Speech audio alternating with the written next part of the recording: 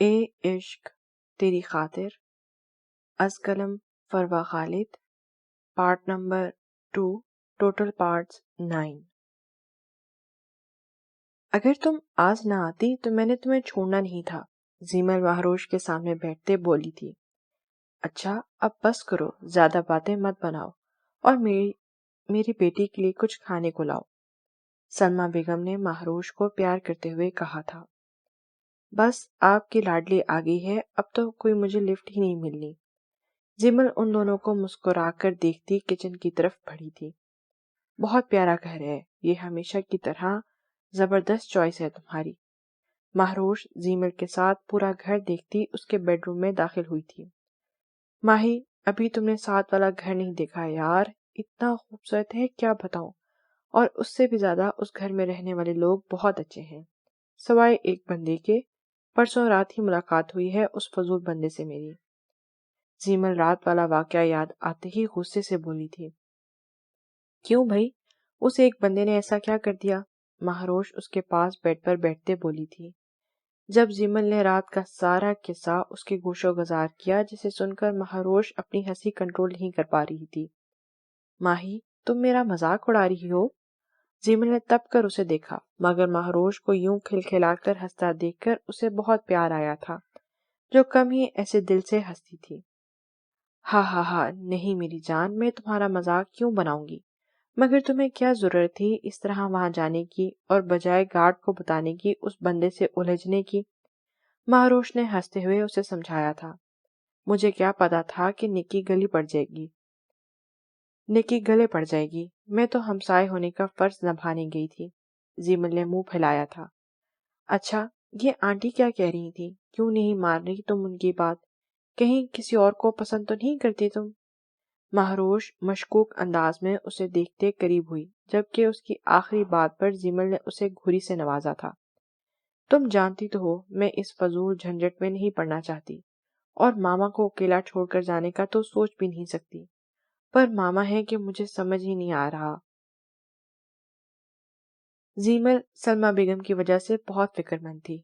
کہہ تو تم ٹھیک رہی ہو، مگر آنٹی بھی اپنی جگہ غلط نہیں، انہیں تمہاری بہت فکر ہے، اس لیے ان سے لڑنے کے بجائے ان کی بات تحمل سے سنو اور سمجھنے کی کوشش بھی کرو۔ بہت خوش قسمت ہو تم جو اتنا خوبصورت رشتہ ہے تمہارے پاس، ورنہ مجھ جیسے بہت سارے بد قسمت لوگ ہیں جو ماں جیسا پیارا رشتہ ہونے کے باوجود بھی ان کے لمس سے انجان ہیں۔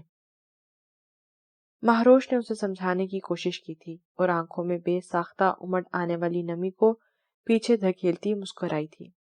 اوکے ٹھیک ہے، کہہ دو ماما کو کہ مجھے منظور ہے، مگر میری ایک شرط ہے کہ لڑکا جو بھی ہوگا اسے یہاں میرے اور ماما کے ساتھ رہنا ہوگا، اپنا گھر چھوڑ کر۔ زیمل نے جیسے احسان کیا تھا۔ واہ کیپٹن زیمل، بہت بڑا احسان ہے آپ کا ہم پر، اس سے اچھا تھا تم انکار ہی کر دیتی، ایسے کون سا گھر داماد ملے گا تمہیں؟ مہروش اس کی چلاکی پر دانت پیستے بولی تھی، جب اس کو غصہ کرتا دیکھ کر زیمل بھی مسکرائی تھی۔ جازل بھائی شکر ہے آپ آئے اور ارتضیٰ بھائی کا موڈ ٹھیک ہوا۔ نعمان ارتضیٰ کو مسکراتے دیکھ کر جازل کے کان میں گھس کر بولا۔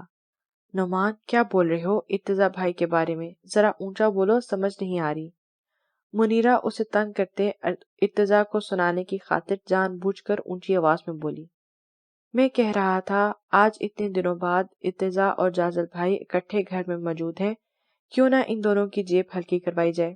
نعمان نے جلدی سے بات بدلتے اسے گھورا تھا۔ سب لوگ ڈرائنگ روم میں اکٹھے خوش گپیوں میں مصروف تھے۔ آج بہت دنوں بعد گھر کا ماحول ٹھیک ہوا تھا۔ ارتضیٰ زینب بیگم کے سامنے بیٹھا ان سے سر کی مالش کروا رہا تھا۔ ارباز اور بلال صاحب بھی وہاں پاس ہی بیٹھے اپنے آفس کی فائل کھولے کچھ ڈسکس کرنے میں مصروف تھے۔ جازل اور ارتضیٰ کی دوستی بہت مثالی تھی، ہمیشہ ہر جگہ اکٹھے رہے تھے، کبھی بھی کوئی خوشی ہو یا غم وہ ہر پل ایک دوسرے کے ساتھ کھڑے رہے تھے، اس لیے گھر میں بھی سب کو جازل بہت عزیز تھا، اسے اس گھر میں ایک بیٹے کی حیثیت حاصل تھی۔ ویسے آئیڈیا تو بہت اچھا ہے، آپ کے بھائی تو کہیں لے کر جاتے ہی نہیں، اسی بہانے ان کو بھی احساس ہو جائے گا۔ نیہا نے بھی اپنے دل کی بھڑاس نکالی تھی۔ ارباز یوں سب کے سامنے اپنی بیوی کا شکوہ سن کر ٹھنڈی سانس بھر کے رہ گیا تھا، جبکہ باقی سب اس کی شکل دیکھ کر ہنسنے لگے تھے۔ ٹھیک ہے بھابھی، اگر آپ کہہ رہی ہیں تو ضرور چلتے ہیں ہم باہر۔ کیوں ارتضیٰ؟ جازل نے بات ختم کرتے سوالیہ انداز میں ارتضیٰ کی طرف دیکھا تھا۔ اوکے جائیں گے، مگر سب لوگ، پھپھو، ماما اور چچی، آپ لوگ بھی چلیں گے ہمارے ساتھ۔ ارتضیٰ نے ان سب کی طرف دیکھتا محبت سے بولا تھا، اور ان کے بہت انکار کے باوجود سب نے ان کو منا کر ہی دم لیا تھا۔ زیمل یار بس کر دو، اب غلطی ہوگی جو تمہارے ساتھ شاپنگ کرنے آ گئی، لگتا ہے پورے سال کی چیزیں خریدنی ہیں تمہیں۔ مہاروش کو 6 گھنٹے گزر چکے تھے زیمل کے ساتھ مال میں خوار ہوتے، مگر زیمل کا دل ہی نہیں بھر رہا تھا۔ آخر کار مہاروش اکتا کر بولی، بس یہ لاسٹ شاپ تھی، چلو اب کسی اچھے سے ریسٹورانٹ میں جا کر ڈنر کرتے ہیں۔ اب تو زیمل بھی تھک چکی تھی، اس لیے اس پر ترس کھاتے بولی، احسان عظیم ہے آپ کا مجھ پر۔ مہاروش جل کر بولتے اس کا بازو پکڑ کر باہر نکلی تھی، کہیں اس کی دوبارہ کسی چیز پر نظر نہ پڑ جائے۔ زیمل مہاروش کو اپنے فیورٹ ریسٹورانٹ میں لے کر آئی تھی۔ مہاروش کو بھی وہ جگہ بہت پسند تھی جہاں آؤٹ ڈور بھی ٹیبلز لگائے گئے تھے، وہ دونوں بھی انہی میں سے ایک کی طرف بڑھ گئی تھیں۔ دونوں مستی اور باتوں کے ساتھ مزے سے ڈنر کرنے میں مصروف تھیں۔ زیمل کال آنے کی وجہ سے اٹھ کر دوسری طرف بڑھی، جب بے اختیار مہاروش کی نظر کچھ فاصلے پر کھیلتے بچوں پر پڑی تھی جو وہاں لگے جھولوں پر کھیلنے میں مصروف تھے۔ مہاروش فوراً اپنی کرسی سے اٹھ کر اس طرف بھاگی تھی، کیونکہ جس جھولے پر 2 ٹوئنز بیٹھے تھے اس کی زنجیر بالکل ٹوٹنے والی تھی، اور ارد گرد سے گزرتے ویٹرز بھی ان کی طرف متوجہ نہیں تھے۔ مہاروش نے جلدی سے ان کے پاس پہنچ کر زنجیر کو تھامتے چلا کر ویٹر کو آواز لگائی تھی، اور ساتھ ہی ان بچوں کو نیچے اترنے کو کہا تھا، کیونکہ زنجیر ٹوٹ کر مہاروش کے ہاتھوں کو زخمی کر گئی تھی، مگر اس نے درد سہتے ان بچوں کو گرنے سے بچایا تھا۔ ناہید بیگم بھی اسی وقت طلحہ اور ہادی کو دیکھنے باہر آئی تھی، لیکن سامنے کا منظر دیکھ کر دل تھامتی ان کے پاس پہنچی تھی۔ ناہید بیگم نے بچوں کو اپنے قریب کرتے تشکر امیز انداز میں مہاروش کی طرف دیکھا تھا۔ بیٹا، آپ کا بہت شکریہ، میرے بچوں کو چوٹ لگنے سے آپ نے بچا لیا، ناہید بیگم نے مہاروش کی طرف دیکھتے ہوئے کہا تھا۔ نہیں آنٹی، اس میں شکریہ کی کوئی بات نہیں، میری جگہ کوئی اور بھی ہوتا تو یہی کرتا، مہاروش مسکرائی تھی۔ بیٹا، آپ کے ہاتھ تو بری طرح زخمی ہو گئے ہیں۔ ناہید بیگم نے فکرمندی سے اس کے دونوں ہاتھ تھام کر دیکھے، جب اسی لمحے ارتضیٰ نے ناہید بیگم کو واپس نہ آتے دیکھ کر باہر قدم رکھا تھا، مگر مہاروش کو ناہید بیگم کے قریب کھڑے دیکھ کر مٹھیاں بھینجتے نفرت سے آگے بڑھا تھا۔ تمہاری ہمت کیسے ہوئی میری مدر کے پاس آنے کی بھی؟ ارتضیٰ نے مہاروش کا بازو پکڑ کر اسے ناہید بیگم سے دور جھٹکا تھا، جب مہاروش نے گرنے سے بچنے کے لیے پیچھے کھڑے پلر کو تھاما تھا۔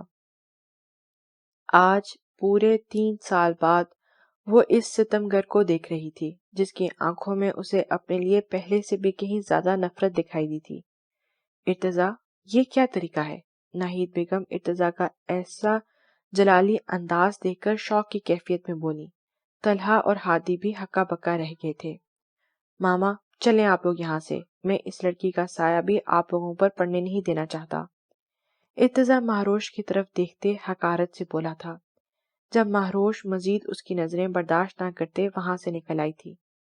ارتضیٰ، تمہیں کیا ہو گیا ہے؟ اس بچی نے اپنی پرواہ کیے بغیر طلحہ اور ہادی کی جان بچائی، اور تم نے اس کے ساتھ کیسا سلوک کیا؟ ہاتھ دیکھے تھے تم نے اس کے، کس بری طرح سے زخمی تھے، مگر تمہیں اپنے غصے سے آگے کچھ دکھائی نہیں دیتا۔ کیا میں وجہ جان سکتی ہوں اس کی؟ ناہید بیگم ارتضیٰ کی اس حرکت پر دکھ سے بولی، مگر اس وقت وہ خود کو ان کی کسی بھی بات کا جواب دینے کے قابل نہ سمجھتے باہر کی طرف بڑھ گیا تھا۔ اپنی گاڑی کی طرف بڑھتے ارتضیٰ کی نظر روڈ سائڈ کھڑی گاڑی میں مہاروش کے ساتھ بیٹھی زیمل پر پڑی تھی، اور یہ جان کر کہ وہ اس کے گھر کے اتنے قریب رہتی ہے، ارتضیٰ کے غصے میں مزید اضافہ ہوا تھا۔ گھر آ کر ارتضیٰ مسلسل اپنے کمرے میں چکر کاٹ رہا تھا، اسے کسی صورت سکون نہیں مل رہا تھا۔ ناہید بیگم سے مہاروش کا سن کر ایک پل کے لیے اس کا دل بے چین ہوا تھا، مگر یہ بات جان کر کہ مہاروش اس کی فیملی کے اتنے قریب پہنچ چکی ہے، ارتضیٰ کی نفرت پھر سے ابھر آئی تھی۔ پچھلے 4 گھنٹوں سے وہ ایسے ہی پاگل ہو رہا تھا، جب سکون نہ محسوس کرتے کچھ سوچتے وہ باہر کی طرف بڑھا۔ کھڑکی کے ذریعے اندر داخل ہوتے ارتضیٰ بیڈ کی طرف بڑھا تھا اور بیڈ پر لیٹے بے خبر وجود کو غصے بھری نظروں سے گھورا تھا۔ ارتضیٰ نے آگے بڑھ کر اسے پکڑ کر جھنجھوڑنا چاہا، مگر اس کے چہرے پر نظر پڑتے ہی ارتضیٰ کے ہاتھ وہیں رکے تھے۔ مہروش کے چہروں پر اسے آنسوؤں کے واضح نشان نظر آ رہے تھے۔ ارتضیٰ سے سامنے کے بعد وہ زیمل کے ساتھ گھر آتے فوراً اپنے کمرے میں بند ہوئی تھی۔ نہ جانے کتنا ٹائم روتے اس کی آنکھیں بری طرح سوج چکی تھیں۔ ہاتھ کے زخم سے بھی خون بہہ کر اب خود ہی خشک ہو چکا تھا۔ اس کو سوئے بھی تھوڑی دیر ہی ہوئی تھی جب ایک عجیب سا احساس سے کسمسا کر آنکھیں کھولی تھی، مگر اپنے اتنے قریب کسی کو کھڑا دیکھ کر اس سے پہلے کہ مہروش کے منہ سے ڈر کے مارے چیخ نکلتی، ارتضیٰ اس کے اوپر جھکتا اپنے مضبوط ہاتھ اس کے منہ پر رکھ گیا تھا۔ تم یہاں کیا کر رہی ہو؟ مقصد کیا ہے تمہارا یہاں آنے کا؟ ارتضیٰ ایک ہاتھ اس کے گرد رکھے بالکل اس کے اوپر جھکا ہوا تھا۔ مہروش کے قریب دیکھ کر ارتضیٰ کو تھوڑی دیر پہلے والی بے چینی اب ختم ہوتی محسوس ہوئی تھی۔ میرا کوئی مقصد نہیں، میں یہاں صرف اپنی فرینڈ سے ملنے آئی ہوں، مہروش بمشکل گلابی آنکھیں کھولتی بھرائی آواز میں بولی۔ آج اتنے ٹائم بعد وہ اس کی خوشبو اپنے آس پاس بکھرتی محسوس کر رہی تھی۔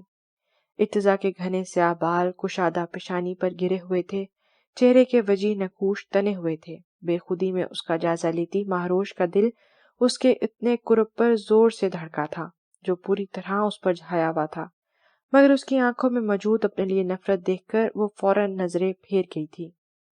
اس کا اس طرح نظریں پھیرنا ارتضیٰ کو بہت ناگوار گزرا تھا۔ ارتضیٰ کے شعلے لپکاتی نگاہیں مہروش کے بغیر دوپٹے کے حسین سراپے پہ تھیں۔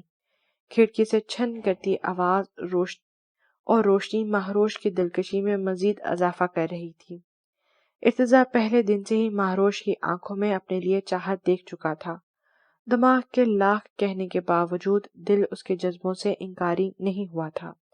وہ اس لڑکی کو اپنے لیے تڑپتا دیکھنا چاہتا تھا، مگر اس کا خود کو اگنور کیا جانا کسی صورت پسند نہیں تھا، اس لیے ابھی بھی مہروش کا نظر چرانا بالکل بھی برداشت نہیں کر پایا تھا۔ کوئی مقصد ہونا بھی نہیں چاہیے، میری فیملی میرا سب کچھ ہے، اگر انہیں کسی نے ذرا بھی تکلیف پہنچانے کی کوشش کی تو میں چھوڑوں گا نہیں اسے۔ تمہیں میری پہلی اور آخری وارننگ ہے، آئندہ میرے گھر کے کسی فرد کے آس پاس بھی نظر آئی تو مجھ سے برا کوئی نہیں ہوگا۔ ارتضیٰ سلگتے ہوئے لہجے میں وارن کرتا اٹھا تھا، کیونکہ اب زیادہ دیر مہروش کے قریب رہنا اس کے لیے مشکل پیدا کر رہا تھا۔ وہ جیسے ہی پیچھے ہٹا اس کی نظر مہروش کے ہاتھوں کی طرف گئی تھی۔ بے اختیاری میں ایک دم بے تابی سے ہاتھ بڑھاتے ارتضیٰ نے انہیں تھامنا چاہا تھا، لیکن اس کی فیلنگز سے انجان مہروش نے اپنی مٹھی بند کر لی تھی۔ وہ نہیں چاہتی تھی ارتضیٰ ان زخموں کو دیکھ کر اس پر ترس کھائے۔ ارتضیٰ کی باتیں سن کر شدید احساس توہین سے مہروش کا چہرہ سرخ ہو چکا تھا۔ ارتضیٰ اس کی حرکت پر ہوش میں آتے سر جھٹکتا غصے سے وہاں سے نکل گیا تھا۔ اسے خود پر ہی غصہ آیا تھا کہ کیوں اس کی طرف ہاتھ بڑھایا جو اس قابل ہی نہیں۔ ارتضیٰ کے جانے کے بعد مہروش کی نیند بھی اس سے روٹ چکی تھی۔ وہ تو جانتی بھی نہیں تھی کہ ارتضیٰ کی فیملی کو اور ان کو نقصان پہنچانے کے بارے میں تو سوچ بھی نہیں سکتی تھی، پھر وہ اس پر اتنا بڑا الزام کیوں لگا گیا تھا۔ مہروش اٹھ کر کھڑکی کے پاس آ کھڑی ہوئی اور رشک بھری نظروں سے نور پیلس کی طرف دیکھا تھا، کیونکہ اس میں رہنے والا ایک ایک مکین ارتضیٰ کے لیے بہت امپورٹنٹ تھا۔ اللہ جی، میں نے زندگی میں ایک ہی خواہش کی تھی، آپ سے پہلی دفعہ ہی تو کچھ مانگا تھا۔ کیا میں اتنی گناہگار ہوں کہ میری ایک دعا بھی قبول نہیں ہو سکتی؟ لیکن میں اب اپنے لیے کچھ نہیں چاہتی، جانتی ہوں اس شخص کے لیے میں کبھی امپورٹنٹ نہیں ہو سکتی، مگر پلیز اللہ جی اس کی آنکھوں میں موجود نفرت ختم کر دے، مجھ میں اسے سہنے کی ہمت نہیں۔ مہروش آنسوؤں سے بھیگے چہرے کے ساتھ آسمان کی طرف دیکھ کر شکوہ کرنا تھی۔ ریحاب، کب سے آنٹی کی کال آ رہی ہے، تم ریسیو کیوں نہیں کر رہی؟ کرن نے اسے ایک بار پھر کال کاٹتے دیکھ کر ٹوکا تھا۔ کل اپنے شوہر کے ساتھ پارٹی انجوائے کرتے انہوں نے بھی ایسے ہی میری کال کاٹی تھی، اب یہ بھی تھوڑا انتظار کریں۔ ریحاب نے موبائل سکرین پر جگمگاتی اپنی ماں کی تصویر کو گھورتے تڑق کر بولی۔ اچھا، کتنی بار تو کاٹ چکی ہو کال، اب تو اٹینڈ کر لو۔ کرن اسے ڈھیٹ بنا دیکھ کر ایک بار پھر گویا ہوئی، جب ریحاب برا سا منہ بناتی کال اٹینڈ کرتے دوسری طرف بڑھی تھی۔ ماما بس کریں، یہ دیکھا دکھاوا کرنے کی کوئی ضرورت نہیں، میرے سامنے اچھے سے جانتی ہیں کتنی فکر ہے آپ کو میری۔ رحاب نے ان کے ایکسکیوز کرنے پر اکھڑے لہجے میں جواب دیا۔ رحاب کا تعلق ایک بروکن فیملی سے تھا۔ اس کے پیرنٹس کے درمیان لڑائیاں تو شروع دن سے ہی تھیں، مگر جب وہ 10 سال کی تھی تو دونوں ایک دوسرے سے تنگ آ کر سیپریشن کر چکے تھے، اور دونوں میں سے کسی نے بھی رحاب اور اس سے 2 سال چھوٹے انیس کے بارے میں نہیں سوچا تھا۔ اس کے بابا نے تو طلاق کے فوراً بعد ہی دوسری شادی کر لی، لیکن ان کی بیوی رحاب اور انیس کو اپنے ساتھ رکھنے کے حق میں نہیں تھی، جس کی وجہ سے وہ اپنی دوسری بیوی کو لے کر انگلینڈ شفٹ ہو گئے۔ رحاب اور انیس اپنے چچا اور دادا کے پاس ہی تھے جب کچھ ٹائم بعد انہیں اپنی ماں کی بھی دوسری شادی کرنے کی خبر ملی تھی۔ رحاب کے والد ان کی ضرورت کے لحاظ سے ہر مہینے بہت سارے پیسے ان کے اکاؤنٹ میں ٹرانسفر کر دیتے تھے، اور ان کی ماں بھی فون کر کے ان کی خیریت دریافت کر لیتی تھی۔ بظاہر تو سب ٹھیک تھا، مگر اپنی چچی اور تائی کی ناپسندیدگی کو دیکھتے رحاب اور انیس نے ہاسٹل میں شفٹ ہونے کا فیصلہ کیا تھا، اور وہاں کسی کو ان کی پرواہ ہوتی تو انہیں روکتے، اس لیے بغیر کسی رکاوٹ کے وہ لوگ اپنے اپنے ہاسٹل شفٹ ہو گئے تھے۔ دونوں بہن بھائی اکثر ملتے رہتے تھے، مگر اپنے پیرنٹس کو اپنی شکل نہ دکھانے کی قسم کھا رکھی تھی دونوں نے۔ رحاب اپنی محرومیاں اندر ہی چھپائے سب کے سامنے خود کو بہت خوش طبیعت دکھاتی تھی، اور ایسے ظاہر کرتی تھی جیسے اسے تو کسی بات سے کچھ فرق ہی نہیں پڑتا۔ میرے اور انیس کے ایگزامز چل رہے ہیں، نہیں مل سکتے آپ سے، اور پلیز آپ ہماری فکر کرنا چھوڑ دیں، اپنے بچوں اور شوہر پر دھیان دیں۔ Okay bye. رحاب نے بیزاری سے کہتے فون بند کر دیا تھا۔ بات کرتے وہ یونیورسٹی کے بیک سائڈ پر آ گئی تھی۔ وہ پلٹنے ہی لگی جب ایک چیخ کی آواز پر جلدی سے سمت کا تعین کرتی آگے بڑھی، مگر آگے کا منظر دیکھ کر اس نے جلدی سے اپنی چیخ روکنے کے لیے ہونٹوں پر ہاتھ رکھا تھا۔ 5 آدمی 2 لڑکوں کو بری طرح تشدد کے بعد چاقو لیے ان کی طرف بڑھے تھے۔ رحاب کے پاس اب واپس جا کر کسی کو بلانے کا ٹائم نہیں تھا، کیونکہ وہ لڑکے نیم مردہ ہو چکے تھے، اس لیے جلدی سے موبائل نکال کر سامنے کا منظر قید کرنے لگی تھی۔ ان لڑکوں کی گردن کاٹتے دیکھ کر رحاب اپنی چیخ نہ روک پائی۔ جب چیخ کی آواز پر ان سب نے اس کی جانب دیکھا تو وہ فوراً وہاں سے بھاگی تھی۔ پکڑو اس لڑکی کو، وہ ہمیں دیکھ چکی ہے اور مجھے لگتا ہے ویڈیو بھی بنائی ہے اس نے ہماری۔ ان میں سے ایک آدمی چلاتے رحاب کے پیچھے بھاگا تھا، جب باقی سب بھی ان لڑکوں کو وہیں پھینکتے اس کی طرف بڑھے تھے۔ رحاب گھبراہٹ میں یونی کے اندرونی حصے میں جانے کے بجائے بیک گیٹ سے باہر کو بھاگی۔ وہ سنسان روڈ پر بھاگتے بہت آگے نکل آئی تھی، کیونکہ وہ گنڈے مسلسل اس کا پیچھا کر رہے تھے۔ بار بار پیچھے مڑ کر دیکھنے کی وجہ سے وہ آگے سے آتی گاڑی کو دیکھ نہ پائی، اور اگر سامنے والا وقت پر بریک نہ لگاتا تو رحاب نے ضرور گاڑی کے نیچے آ جانا تھا۔ خود کو سنبھالنے کی کوشش کرنے کے باوجود وہ کار کی بونٹ پر جا گری تھی۔ محترمہ، آپ کے ساتھ مسئلہ کیا ہے؟ میرا پیچھا چھوڑنے کا کوئی ارادہ نہیں آپ کا کیا؟ ارحم زور سے گاڑی کا دروازہ بند کرتا اس کے سامنے آیا۔ ارحم کو سامنے دیکھ کر رحاب جلدی سے اس کی طرف بڑھی۔ اس وقت ارحم اسے کسی فرشتے سے کم نہیں لگا تھا۔ میرے پیچھے گنڈے لگے ہیں، پلیز میری مدد کریں، وہ لوگ کسی کا قتل کر رہے تھے، میں نے دیکھ لیا انہیں، اب وہ مجھے بھی مار دیں گے، پلیز مجھے ان سے بچا لو۔ رحاب بہت ڈر چکی تھی، ارحم کا بازو پکڑتے روتے ہوئے بولی، جب ارحم نے ایک نظر اس کے الجھے بکھرے حلیے پر ڈالی تھی۔ بلیک کپڑوں میں ملبوس جس کا دوپٹہ ایک کندھے پر جھول رہا تھا، خوبصورتی سے بنائے گئے ہیئر سٹائل سے بالوں کی بہت سی لٹیں نکل کر چہرے کے آس پاس بکھری ہوئی تھی۔ مس رحاب، ایکٹنگ تو بہت اچھی کر لیتی ہیں آپ، مگر اس بار میں آپ کے ڈرامے میں نہیں آنے والا، کسی اور پر ٹرائی کریے گا۔ ارحم جلدی میں ہونے کی وجہ سے اسے ہری جھنڈی دکھاتا گاڑی کی طرف بڑھا تھا۔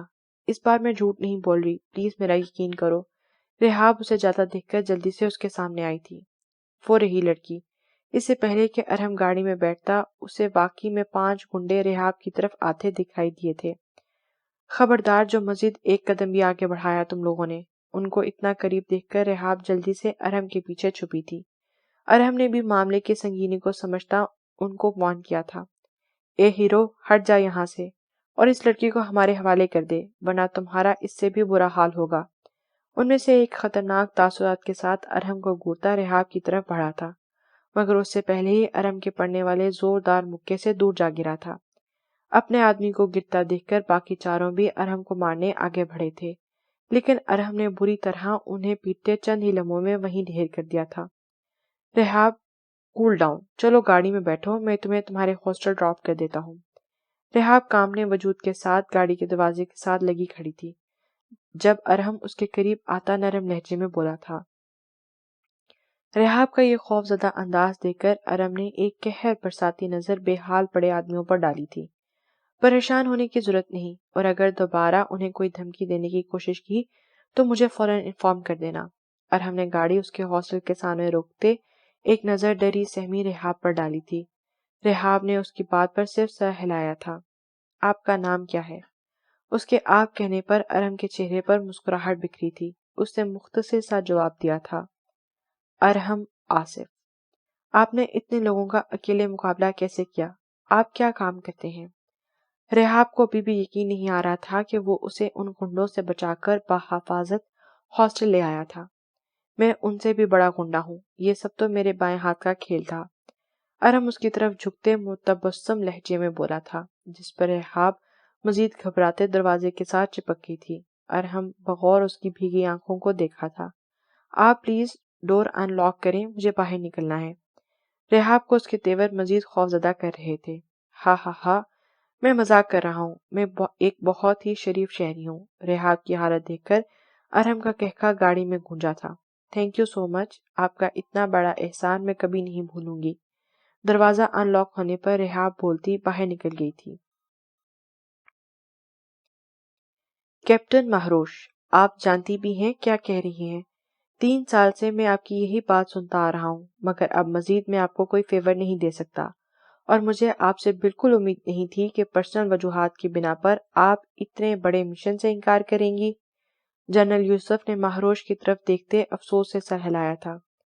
سر پلیز، آپ جانتے ہیں میرے انکار کا ریزن، اور میجر ارتضیٰ بھی راضی نہیں ہوں گے میرے ساتھ کام کرنے پر۔ مہروش بے بس ہوئی تھی۔ جانتا ہوں، اس لیے آپ کو پہلے ہی بلا کر بتا دیا ہے تاکہ آپ مینٹلی طور پر خود کو اس کیس کے لیے تیار کر لیں۔ جنرل یوسف کا لہجہ دو ٹوک تھا۔ انکل پلیز، جب وہ میری شکل دیکھنے کے روح دار بھی نہیں تو میرے ساتھ کام کرنے کو کیسے تیار ہوں گے؟ مہروش کی ملتجن انداز پر جنرل یوسف نے ترہم امیز نظروں سے اسے دیکھا تھا، جو اتنے بڑے مشن سے صرف اس لیے پیچھے ہٹ رہی تھی کہ ارتضیٰ اس کی وجہ سے اپنی لائف کے اتنے اہم مشن کو لیڈ کرنے سے انکار نہ کر دے۔ وہ مہروش کو اس وقت سے جانتے تھے جب وہ معصوم سی 12 سال کی ایک ناسمجھ بچی تھی۔ خالہ جان نے اپنے آخری لمحات میں انہیں اپنی پوتی کی ذمہ داری سونپی تھی۔ بظاہر اس سے انجان بنتے وہ اس کی ہر بات سے واقف تھے۔ اپنے بچوں سے بھی زیادہ وہ انہیں عزیز تھی۔ وہ اس کی زندگی کی ہر تلخ حقیقت سے بھی واقف تھے، مگر چاہ کر بھی فی الحال اس کے لیے کچھ نہیں کر سکتے تھے۔ مہروش بیٹا، آپ کو اس بات کی فکر کرنے کی بالکل ضرورت نہیں۔ میجر ارتضیٰ کو سمجھانا میرا کام ہے۔ اب آپ جا سکتی ہیں۔ مہروش بے چارگی سے انہیں دیکھتی وہاں سے نکل آئی تھی۔ کل رات ارتضیٰ کی نفرت دیکھ کر وہ زیمل کے بہت روکنے کے باوجود بھی جنرل یوسف کے بلانے کا بہانہ کر کے وہاں سے آ گئی تھی تاکہ دوبارہ اسے سامنا نہ ہو سکے، مگر اب جنرل یوسف کا نیا آرڈر سن کر اس کی ٹینشن اور پریشانی مزید بڑھ گئی تھی۔ اس کی بہت کوشش کے باوجود جنرل یوسف اس کی کوئی بھی بات سننے کو تیار نہیں تھے۔ اوہ نو، جازل بھائی مارے گئے۔ جازل نعمان، طلحہ اور ہادی کے ضد پر ان کے ساتھ کرکٹ کھیل رہا تھا جب اس کی ماری گئی شاٹ پر بال ہوا میں اٹھتی دروازے سے اندر داخل ہوتی زیمل کی ناک کو سلامی دے گئی تھی۔ زیمل آپی تو بہت غصے والی ہیں جازل بھائی، اب آپ کی خیر نہیں۔ زیمل کو ناگواری کے تاثرات سجائے اپنی طرف دیکھتا وہ تینوں جازل کو اکیلا چھوڑ کر خاموشی سے وہاں سے کھسک گئے تھے۔ آپ کو شرم نہیں آتی اس عمر میں اس طرح کی حرکتیں کرتے ہوئے؟ زیمل نے پاس آتے جازل کو خونخوار نظروں سے گھورا تھا۔ محترمہ، عمر سے کیا مطلب ہے آپ کا؟ اور ایسا کیا کیا ہے میں نے؟ جازل اس کے ہاتھ سے بال چھینتے دنیا جہاں کی معصومیت لیے بولا تھا، جبکہ آنکھوں میں شرارت واضح تھی۔ اس کی یہ حرکت زیمل کو مزید تپا گئی تھی۔ ایک نمبر کا چھچورا انسان۔ زیمل دانت پیستے گویا ہوئی، آپ نے مجھ سے کچھ کہا؟ جازل نے زیمل کی بڑبڑاہٹ پر سوالیہ انداز میں اس کی طرف دیکھا، جبکہ اس کی نظر زیمل کی سرخ ہوتی ناک پر پڑی تھی۔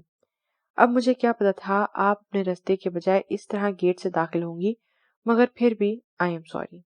جازل کی نظریں بار بار اس کی چھوٹی سی سرخ ہوتی ناک اور غصے سے پھولے ہوئے گالوں کی طرف بھٹک رہی تھی، جنہیں نوٹ کرتے زیمل مزید تلملائی تھی۔ میں ہی پاگل ہوں جو ہر بار آپ جیسے انسان سے الجھ پڑتی ہوں، جسے نہ تو لڑکیوں سے بات کرنے کا پتہ ہے اور نہ ہی انہیں دیکھنے کا۔ زیمل اس کی کنفیوز کرتی نظروں پر پیر پٹکتی اندر کی طرف بڑھ گئی تھی، جبکہ اس کی بات زاجل کو غصہ دلانے کے بجائے ہنسنے پر مجبور کر گئی تھی۔ Very interesting girl. زیمل کی پشت کو دیکھ کر وہ زیر لب بڑبڑایا تھا۔ زاجل اور ارتزا ہمیشہ لڑکیوں سے دور رہے تھے۔ ارتزا کے اپنے ریزنز کی طرح زاجل بھی کچھ وجوہات کی وجہ سے صنف نازک سے کوسوں دور رہا تھا، اور دوسری وجہ آرمی کی ٹف روٹین بھی تھی۔ مشن میں بھی ساتھ کام کرنے والی لڑکیاں اس کے روکھے پھیکے رویے کی وجہ سے زیادہ بات کرنے کی ہمت نہیں کر پاتی تھیں، مگر اب زیمل جیسی پٹاخہ لڑکی کے ساتھ الجھنا اسے مزہ دینے لگا تھا۔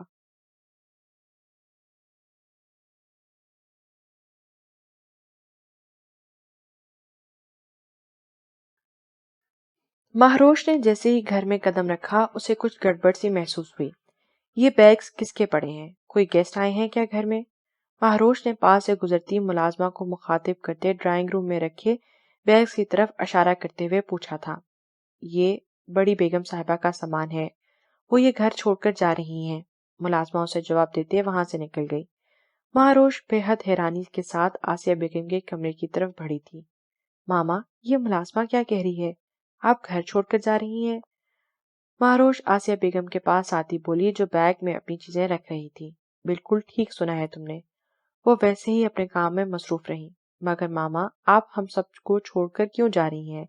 بابا سے کوئی لڑائی ہوئی ہے آپ کی؟ مہروش ان کا بازو پکڑتے فکر مندی سے بولی تھی۔ سب کو تو نہیں، صرف تمہیں اور تمہارے باپ کو چھوڑ کر جا رہی ہوں۔ میرے بچے ساتھ جا رہے ہیں میرے۔ مہروش کا بازو جھٹکتے وہ ان کا چہرہ ہر احساس سے عاری تھا۔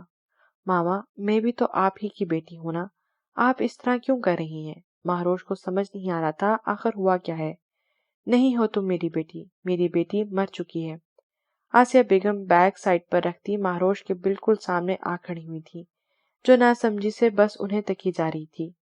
میں ہی جانتی ہوں آج تک تمہیں اس گھر میں اپنی بیٹی کی حیثیت سے کیسے برداشت کیا ہے میں نے۔ تم میری بیٹی نہیں ہو، تم ذوالفقار کی ناجائز اولاد ہو۔ آسیہ بیگم نے جانے سے پہلے اسے حقیقت سے آگاہ کرنا ضروری سمجھا تھا، جس کی وجہ سے وہ اتنے سالوں سے انگارے پر لوٹ رہی تھی۔ مہروش کے چہرے پر زلزلے کے آثار سے تھے۔ ہاں، تم میری بیٹی نہیں، میری سگی بیٹی مر چکی ہے۔ اگر آج وہ زندہ ہوتی تو تمہارے جتنی ہوتی۔ بات کرنے کے دوران آسیہ بیگم کی آنکھیں بھیگی تھیں۔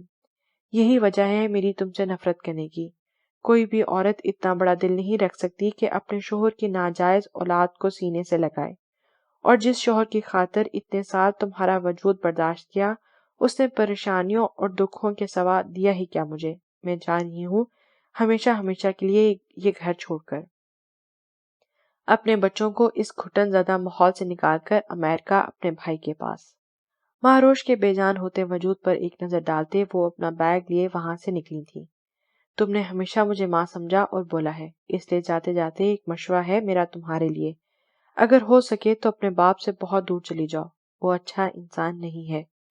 دروازے کے پاس پہنچتے آسیہ بیگم نے پلٹ کر ساکت کھڑی مہروش پر ترس بھری نگاہ ڈالتے کہا اور وہاں سے نکل گئی تھی۔ مہروش گرنے کے انداز میں زمین پر بیٹھتی چلی گئی تھی، اور کتنی آزمائشیں باقی تھیں اس کی زندگی میں۔ آنسو لڑی کی طرح آنکھوں سے جاری تھے۔ وہ ایک ناجائز اولاد تھی۔ یہ سوچ آتے ہی اس کا دل چاہا تھا کہ اپنے وجود کو آگ لگا دے۔ اسے خود سے گھن آ رہی تھی۔ ماما کا کبھی بھی اسے اپنے قریب نہ ہوتے دیکھنا اور دادوں کا بابا سے یہ بات نہ کرنا، علیحدہ رہنا، کیا وجہ تھی؟ کیا یہ سب اسی وجہ سے ہو رہا تھا؟ نہ جانے کتنے گھنٹے اسے ایک ہی پوزیشن میں بیٹھ کر گزر چکے تھے، مگر آنسو تھے کہ رکنے کا نام ہی نہیں لے رہے تھے۔ تو کہیں سر ارتضا کی مجھ سے نفرت کی وجہ یہی تو نہیں؟ ہاں، یقیناً میرے بارے میں جاننے کے بعد اس طرح اچانک ان کے رویے میں تبدیلی آئی ہوگی۔ اگر ایسا ہے تو بالکل ٹھیک ہے، تو کیا انہوں نے بھی کوئی شریف انسان مجھ جیسی لڑکی کو کیسے اپنا سکتا ہے؟ اور میں بے وقوف اس شاندار آدمی کے ساتھ خواہش کی تھی اپنی زندگی گزارنے کی۔ مہروش بھیگی آنکھوں کے ساتھ آنکھیں صاف کرتے اپنا ہی مذاق اڑاتے خود پر ہنسی تھی۔ ٹھیک ہے تو کہاں ہیں؟ انہوں نے اپنی والدہ جیسے ہی مجھ جیسی لڑکی کا سایہ بھی نہیں پڑنا چاہیے۔ ٹھیک ہی کہا تھا انہوں نے کہ مجھ جیسی لڑکی کا سایہ ان کی والدہ پر نہیں پڑنا چاہیے۔ کاش خودکشی حرام نہ ہوتی تو ابھی اسی وقت خود کو ختم کر لیتی، مہروش نے تلخی سے سوچا تھا۔ اس کا سر بری طرح چکرا رہا تھا، جس کی پرواہ کیے بغیر مہروش اپنی جگہ سے اٹھی تھی، مگر اگلے ہی لمحے اس کے حواس کھوتے وہ زمین بوس ہوئی تھی۔ سر، مجھے بہت زیادہ خوشی ہوئی ہے کہ آپ نے اس مشن کو لیڈ کرنے کے لیے مجھے چنا ہے۔ میں آپ کی ہر بات سے ایگری ہوں، مگر میں چاہتا ہوں کہ آپ مجھے اس مشن کی ڈیٹیل بتانے سے پہلے اس نام پر غور و فکر کر لیں۔ ارتضیٰ اسکرین پر جگمگاتے ناموں میں سے ایک نام پر نظریں گاڑے کھڑا تھا۔ مرزا ارتضیٰ، آپ جانتے ہیں یہ صرف ایک مشن ہی نہیں بلکہ ہمارے ملک کی بقا اور سلامتی کا سوال ہے، اس لیے میں چاہتا ہوں آپ اس میں پرسنل ریزن سائڈ پر رکھ کر پروفیشنلی انوالو ہوں۔ جنرل یوسف نے اپنی توقع کے مطابق اس کا رد عمل دیکھ کر تحمل سے بولے تھے۔ سر، آپ اچھے سے جانتے ہیں مجھے اور میرے کام کرنے کا طریقے کو بھی، لیکن شاید آپ کیپٹن مہروش ذوالفقار کی اصلیت کو بھول چکے ہیں جو اس پر اتنا ٹرسٹ کر رہے ہیں۔ مہروش کا ذکر کرتے ارتضیٰ کے لہجے میں سرد مہری سی آئی تھی۔ میں کچھ نہیں بھول رہا میجر ارتضیٰ، تم سے زیادہ بہتر طریقے سے جانتا ہوں ہر بات۔ جس طرح تم پر آنکھیں بند کر کے یقین کرتا ہوں اتنا ہی میں مہروش پر بھی بھروسہ ہے مجھے۔ وہ کبھی کچھ غلط نہیں کرے گی، جیسے اب تک ہوتی آئی ہے آگے ہی ویسے ہی مجھے سرخرو کرے گی۔ بہت بڑی بات کہہ رہے ہیں سر آپ۔ اینی ویز اپنے کام میں ذرا کوتاہی میں برداشت نہیں کرتا، اور اگر آپ کی اس کیپٹن نے ذرا بھی غداری کرنے کی کوشش کی تو ڈپارٹمنٹ کی انکوائری سے پہلے میں اسے گولی مار دوں گا۔ کیونکہ جتنا بھی بھروسہ آپ کو اس پر ہے، مگر جس طرح کے حالات اسے اس مشن میں پیش آئیں گے اس کا ڈگمگانا لازم ہے۔ ارتضیٰ نے سلگلتے لہجے میں کہتے انہیں جیسے باور کروانا چاہا تھا۔ میجر ارتضیٰ سکندر، جیسے پچھلی بار میری کہی گئی بات پر ہارے تھے، اس دفعہ بھی ایسے ہی ہونے والا ہے، کیونکہ تم نے ابھی کیپٹن مہروش سکندر کو سمجھا ہی نہیں۔ اس کی طرف سے خود کو جس غول میں بند کر دیا ہے تم نے، میں جانتا ہوں جب یہ ٹوٹے گا تو سب سے زیادہ نقصان تمہارا ہی ہوگا، مگر ابھی شاید تم میری کوئی بھی بات سمجھنا نہیں چاہتے۔ جنرل یوسف نے چیلنجنگ انداز میں کہتے اسے کچھ بھی غلط کرنے سے باز رکھنا چاہا تھا۔ مسلسل وائبریٹ ہوتے موبائل کی طرف متوجہ ہوتے جنرل یوسف نے کال اٹینڈ کی تھی۔ وٹ؟ مہروش کا نروس بریک ڈاؤن ہوا ہے؟ ابھی کل ہی تو وہ مجھ سے مل کر گئی تھی، تب تو بالکل ٹھیک تھی، وہ اچانک ایسا کیسے ہو گیا؟ اوکے، آپ اس کے ساتھ ہی رہیں، میں تھوڑی دیر تک پہنچتا ہوں وہاں۔ دوسری جانب سے سنائی گئی خبر پر پریشانی سے ہدایت دیتے وہ فوراً اپنی سیٹ سے اٹھے تھے۔ کیا ہوا ہے اسے؟ وہ اب ٹھیک تو ہے؟ مہروش کی تکلیف کا سنتے ہی ارتضیٰ بے قراری سے ان کے سامنے آیا تھا۔ کیا ہوا میجر صاحب؟ کچھ دیر پہلے تو اسے مارنے کی باتیں کر رہے تھے، اب یہ فکر کیسی؟ آپ کے لیے تو خوشی کی خبر ہونی چاہیے۔ جنرل یوسف نے اس کی فکر مندی پر چوٹ کی تھی۔ ایسی کوئی بات نہیں ہے، جو بھی ہے، مگر اب وہ میری ٹیم کا حصہ ہے، صرف اسی لیے پوچھ رہا تھا۔ ارتضیٰ نگاہوں کا زاویہ پھیرتے بے تاثر لہجے میں بولا۔ کشادہ پیشانی پر سلوٹیں واضح تھیں۔ اپنا اس طرح آیا ہونا اس کو خود مزید غصہ دلا گیا تھا۔ ڈونٹ وری، آپ کی ٹیم آپ کو ایک ویک تک کمپلیٹ مل جائے گی۔ اگر مہروش کی کنڈیشن ٹھیک نہ ہو سکی تو ان کی جگہ میں کسی اور افیسر کو ریپلیس کر دوں گا۔ جنرل یوسف اسے مہروش کے بارے میں کچھ بھی بتائے بغیر وہاں سے نکل گئے تھے۔ گاڑی ڈرائیو کرتے ارتضیٰ کی نظروں کے سامنے بار بار مہروش کی روئی روئی گلابی آنکھیں اور بھیگا چہرہ آ رہا تھا، جو اسے مزید بے چین کر رہا تھا۔ اس کی کمزوری صرف اس کی فیملی تھی، ان کے علاوہ کوئی نہیں۔ مہروش کی جگہ تو اس نے لائف میں کہیں بھی نہیں رکھی تھی، پھر کیوں اس کی تکلیف پر ایسا حال ہو جاتا تھا؟ اس کے لیے اپنے دل میں موجود جذبات کو وہ کب سے کھرچ چکا تھا، پھر بھی ہر بار دل کیوں اس کی وجہ سے تڑپ اٹھتا تھا؟ ارتضیٰ نے اپنے آپ سے الجھتے گاڑی کو سائڈ پر روک دیا تھا۔ پیشانی مسلتے اپنے اندر کی جلن کم کرنی چاہیے تھی۔ وہ سوچنا نہیں چاہتا تھا، مگر بار بار ایک ہی سوال ذہن میں آ رہا تھا کہ مہروش نے کس بات کی اتنی ٹینشن لی جو اس کی طبیعت اتنی زیادہ خراب ہوگی؟ وہ تو اپنی فیملی کے ساتھ خوش ہے نا؟ مہروش کی حالت کو اگنور کرنے پر اس کا دل عجیب انداز میں دھڑک رہا تھا، جیسے اس کی ایک ایک دھڑکن ارتضی سکندر کی اس بے اتنائی پر احتجاج کر رہی ہو۔ میں کیوں سوچ رہا ہوں اس لڑکی کے بارے میں؟ نفرت کرتا ہوں میں اس سے، شدید نفرت۔ وہ اس قابل نہیں کہ اس کے بارے میں سوچا جائے۔ معصومیت اور بے چاری ہونے کا ناٹک کر کے وہ پوری دنیا کو تو بے وقوف بنا سکتی ہے، لیکن مجھے نہیں۔ ارتضی نے دل میں موجود ہر جذبے پر نفرت کے پہرے بٹھاتے خود کو پرسکون کرنے کی کوشش کی تھی۔ ماشاءاللہ بھائی، آج تو بڑی رونق لگی ہے ہمارے گھر میں۔ جازل ڈرائنگ روم میں داخل ہوتے شاہانہ بیگم کی طرف بیٹھا تھا، جہاں پہلے سے اس کی دونوں بڑی بہنیں اپنے بچوں سمیت تشریف لائی ہوئی تھیں۔ ہم نے سوچا ہمارے اکلوتے بھائی جان سے تو زحمت ہوتی نہیں ہمارے گھروں کا چکر لگانے کی، تو چلو ہم ہی ملائیں۔ غزالہ نے ناراضگی ظاہر کرتے گہرا طنز کیا تھا۔ ٹھیک کہا آپ نے۔ جازل کے واپس آنے کا سن کر وہاں سب کتنے خوش تھے، مگر جازل نے ہمارے سسرال میں قدم رکھنا بھی پسند نہیں کیا۔ سمیرا نے بھی منہ پھیلایا تھا۔ غزالہ اور سمیرا کا سسرال ایک ہی تھا، جہاں جانا جازل کو دنیا کا سب سے مشکل کام لگتا تھا، کیونکہ ان دونوں کی نندیں ایسے اس کے گرد منڈلاتی تھیں جیسے مکھیاں شہد کے گرد۔ ان کا مقصد وہ اچھے سے جانتا تھا، اس لیے زیادہ سے زیادہ جانے سے وہ پرہیز ہی کرتا تھا۔ بس یہی ایک وجہ ہے کہ ان کا اتنا پیار مجھ سے ہضم نہیں ہو پاتا، اور دوسرے دن تو آپ لوگ یہاں پہنچ جاتی ہیں، تو اب میں وہاں جا کر کیا کروں؟ جازل کا انداز چڑھانے والا تھا اور وہ چڑ بھی گئی تھی۔ دیکھ رہی ہیں اماں اپنے لاڈلی بیٹے کی باتیں، ابھی تو بیوی بھی آئی نہیں اور یہ حال ہے، جب آئے گی تو پھر پتہ نہیں کیا کرے گا۔ غزالہ شاہانہ بیگم کی طرف دیکھتی شکایتی لہجے میں بولی، بس یہی ایک بات ہے، اسی وجہ سے میں شادی نہیں کرنا چاہتا۔ جازل کو تو جیسے موقع مل گیا تھا انکار کرنے کا۔ نہ پتر، بہت ہو گیا، اب میں تیری ایک نہیں سنوں گی۔ اگر کوئی لڑکی پسند ہے تو بتاؤ، نہیں تو میں ایک سے بڑھ کر ایک لڑکی دیکھ کر بیٹھی ہوں یہاں، اس بار تو تمہیں شادی کروائے بغیر نہیں جانے دوں گی۔ شاہانہ بیگم بھی جیسے بھری بیٹھی تھی، فوراً سے جازل کی خبر لی تھی۔ ہمیرا بھی اپنے بھائی کی درگت بندہ دیکھ کر وہاں آ بیٹھی۔ غزالہ اور سمیرا اب شوخی سے جازل کی طرف دیکھ رہی تھی۔ ماں، اتنی جلدی بھی کیا ہے؟ آپ کو بتایا تو تھا، ابھی 5-6 سال شادی کا کوئی ارادہ نہیں میرا۔ جازل بے دلی سے بولا، ایک ہی اکلوتے پتر ہو تم میرے، میں خوشیاں دیکھنا چاہتی ہوں تمہاری، اپنی نسلیں آگے بڑھتا دیکھنا چاہتی ہوں۔ اتنی زمین جائیداد ہونے کے باوجود تیری خواہش پر تمہیں نوکری کرنے کی اجازت دی، مگر تم مہینوں غائب رہتے ہو۔ تمہارے بیوی اور بچوں ہوئے تو انہی سے دل بہلا لوں گی۔ شاہانہ بیگم اس بار اس کی بات کو سننے کے بالکل موڈ میں نہیں تھی۔ جازل نے بے چارگی سے اپنی بہنوں کی طرف دیکھا، جو اب مزے سے انجوائے کر رہی تھی۔ بالکل اماں ٹھیک کہہ رہی ہیں، اب تو خاندان والے تمہارا رشتہ پوچھتے گھر تک آنے لگے ہیں، کیونکہ ہمارے بھائی جیسا شاندار مرد خاندان میں تو کیا پورے گاؤں میں نہیں ہے۔ اور سبینہ خالہ بھی انگلینڈ سے کال کر کے پوچھ رہی ہیں تمہارا، وہ بھی اپنی بیٹی کے لیے تمہاری خواہش مند ہے۔ سمیرا فخریہ لہجے میں گویا ہوئی تھی۔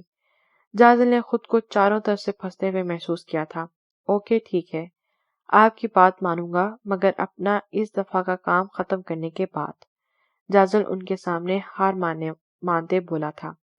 ماں صدقے، میں جانتی تھی میرا پتر میری بات بالکل نہیں ٹالے گا، مگر ابھی تو 2 سال بعد واپس آیا ہے، 1 مہینے کی چھٹی تو ملنی ہی چاہیے تھی نا۔ شاہانہ بیگم خوش ہوتے کے ساتھ اداس بھی ہوئی تھی، مگر جانتی تھی کہ ان کا بیٹا ملک کا محافظ ہے، وہ اسے روکنے کے بارے میں سوچ بھی نہیں سکتی تھی۔ آپ فکر مت کریں، میں ملنے آتا رہوں گا آپ سے، اور آپ پیاری پیاری لڑکیاں دیکھیں میرے لیے۔ جازل ان سب کے پریشان چہرے دیکھ کر ان کے پسندیدہ ٹاپک کی طرف مڑا تھا، جس میں وہ بھی کامیاب رہا تھا، کیونکہ وہ سب پھر سے شروع ہو چکی تھی۔ ابراہیم صاحب کا شمار بہت بڑے جاگیرداروں میں سے ہوتا تھا۔ اپنے آباء و اجداد کی پیروی کرتے وہ گاؤں میں ہی اپنے آبائی عالیشان حویلی میں مقیم تھے۔ ان کے 4 بچے تھے، غزالہ، سمیرا، جازل اور سب سے چھوٹی ہمیرا۔ جازل اکلوتا ہونے کی وجہ سے سب کی آنکھوں کا تارا تھا۔ دونوں بہنوں کی شادی ہو چکی تھی، جبکہ ہمیرا بھی پڑھ رہی تھی، اس لیے شاہانہ بیگم کو ہر وقت جازل کی شادی کی فکر رہتی تھی، جو کسی صورت شادی کرنے کو تیار نہیں تھا۔ جازل کو شادی کسی جھنجھٹ سے کم نہیں لگتی تھی۔ کسی کا پابند ہو کر رہنا اسے بالکل بھی پسند نہیں تھا، اس لیے وہ کسی سے کمٹ ہونا نہیں چاہتا تھا، مگر اپنی ماں اور بہنوں کی اتنی محبت اور خواہش دیکھ کر یہ کڑوا گھونٹ پینے پر راضی ہو گیا تھا۔ اسے ارتضیٰ اگلے مشن کے بارے میں آگاہ کر چکا تھا، اس لیے اس نے شاہانہ بیگم سے وقت مانگا تھا، کیونکہ ابھی کچھ ٹائم تھا۔ وہ صرف اگلے مشن پر ہی مکمل توجہ مرکوز کرنا چاہتا تھا۔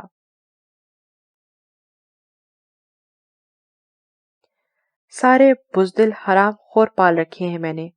وہ ایک لڑکا تم سب کو پیٹ کر اس لڑکی کو لے کر بھاگ گیا اور تم لوگ اب میرے سامنے کھڑے رو رہے ہو۔ غفور اپنے بندوں پر غصے سے دھاڑا تھا، جو ارحم سے اچھی خاصی مار کھانے کے بعد اب زخمی حالت میں اس کے سامنے سر جھکائے کھڑے تھے۔ باس، ہم نے بہت کوشش کی تھی، مگر ان میں سے ایک حولے سے من منایا۔ جب اسی وقت غفور کا سب سے خاص آدمی دلاور اندر داخل ہوا تھا۔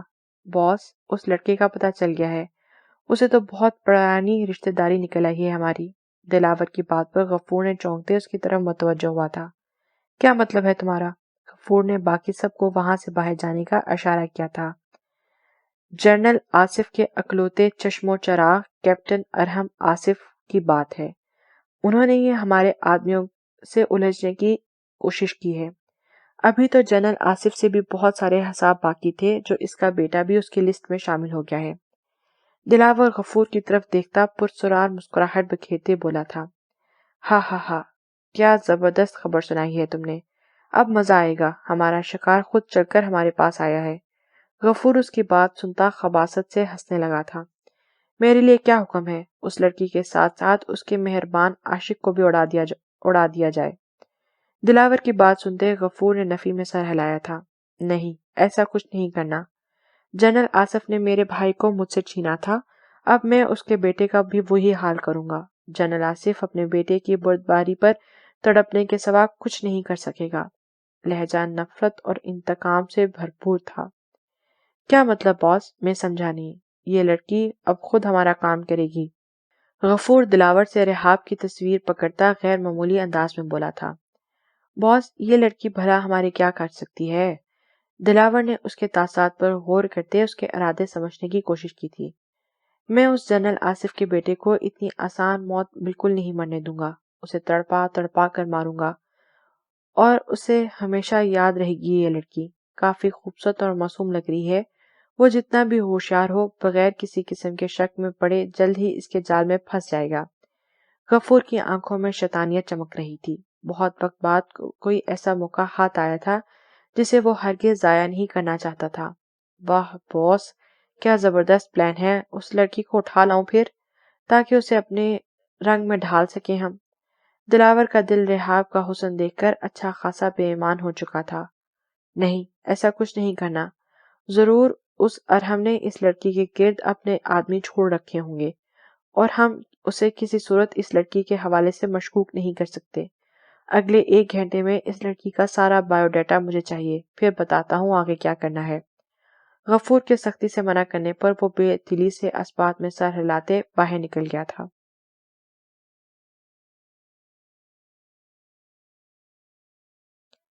اف میرے خدایا، یہ رونگ نمبر اب سونے بھی نہیں دے رہے۔ ابھی سبق سکھاتی ہوں میں۔ رحاب نے غصے سے پھر سے موبائل کی رنگ ٹون پر بجنے پر غصے سے کال اٹینڈ کی تھی۔ مسئلہ کیا ہے بھائی تمہارے ساتھ؟ شرم نہیں آتی؟ آدھی رات کو شریف لڑکیوں کو فون کر کے تنگ کرتے ہو۔ رحاب آگے سے کسی کو بولنے کا موقع دیے بغیر شروع ہو چکی تھی، جب اس کو بالکل پہلے والے موڈ میں بولتا دیکھ کر ارحم کے ہونٹوں پر مسکراہٹ بکھری تھی، اور گھڑی پر نظر دوڑائی تو جہاں صرف ابھی 8 بجے تھے۔ وہ ایک بہت ضروری کام میں بزی تھا، اور جیسے ہی فارغ ہوا رحاب کا خیال آتے ہی فوراً اسے کال ملائی تھی۔ آئی ایم سوری اگر میری وجہ سے آپ ڈسٹرب ہوئیں، میں نے تو صرف آپ کی خیریت دریافت کرنے کے لیے فون کیا تھا، مگر آپ کی آواز نے سب بتا دیا ہے، سو گڈ نائٹ۔ ارحم نے تفصیلی جواب دیتے اس کی کچھ بھی بات سنے بغیر فون رکھ دیا تھا۔ حد ہوگی، مجھے کیا پتا تھا آگے سے یہ ہوگا۔ ایک تو اس بندے کا ایٹیٹیوڈ ہی ختم نہیں ہوتا۔ رحاب نے اس کے اس طرح کال کاٹنے پر دانت پیسے، جبکہ ایک بار پھر فون بجا تھا۔ دوبارہ کال کرنی تھی تو اتنا نخرہ دکھانے کی کیا ضرورت تھی؟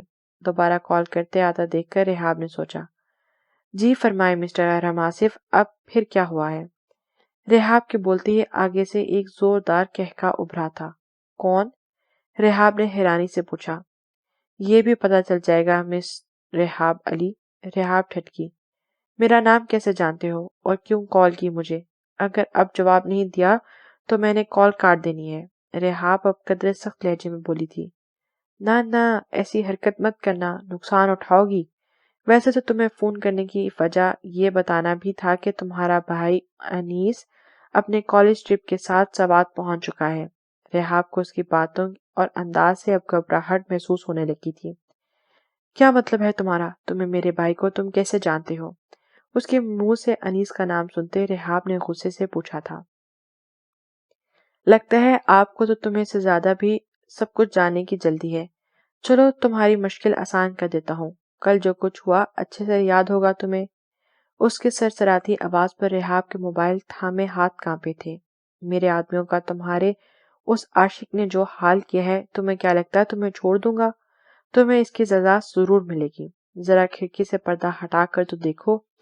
اس کی دھمکی امیز انداز پر رحاب مرے مرے قدم اٹھاتی کھڑکی کی طرف بڑھی تھی جب ہاسٹل کے باہر ایک آدمی ہاتھ میں بندوق اٹھائے نظر آیا تھا جس کا رخ رحاب کی طرف تھا۔ رحاب گھبرا کر پردہ گراتی پیچھے ہٹی تھی۔ دیکھو پلیز مجھے معاف کر دو، میں کسی کو کچھ نہیں بتاؤں گی، میں نے وہ ویڈیو بھی ڈیلیٹ کر دی ہے، رحاب منت بھرے لہجے میں بولی۔ اس کی کچھ سمجھ میں نہیں آ رہا تھا کہ وہ کیا کرے۔ ایک شرط پر میں تمہیں اور تمہارے بھائی کی جان بخش سکتا ہوں، مگر اگر کسی قسم کی ہوشیاری کرنے کی کوشش کی تو اگلے دن ہی دروازے پر اپنے بھائی کی لاش پاؤ گی۔ غفور اسے پوری طرح دھمکاتے ہوئے اپنی مطلب کی بات پر آیا تھا۔ کیسی شرط؟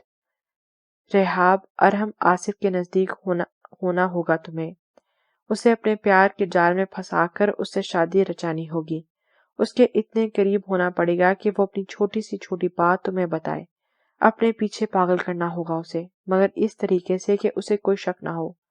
وہ ایک آرمی آفیسر ہے، اتنی جلدی کسی کے جال میں پھنسنے والا نہیں، مگر تمہاری معصومیت دیکھ چکا ہے، آرام سے ہر بات پر یقین کر لے گا، مگر اگر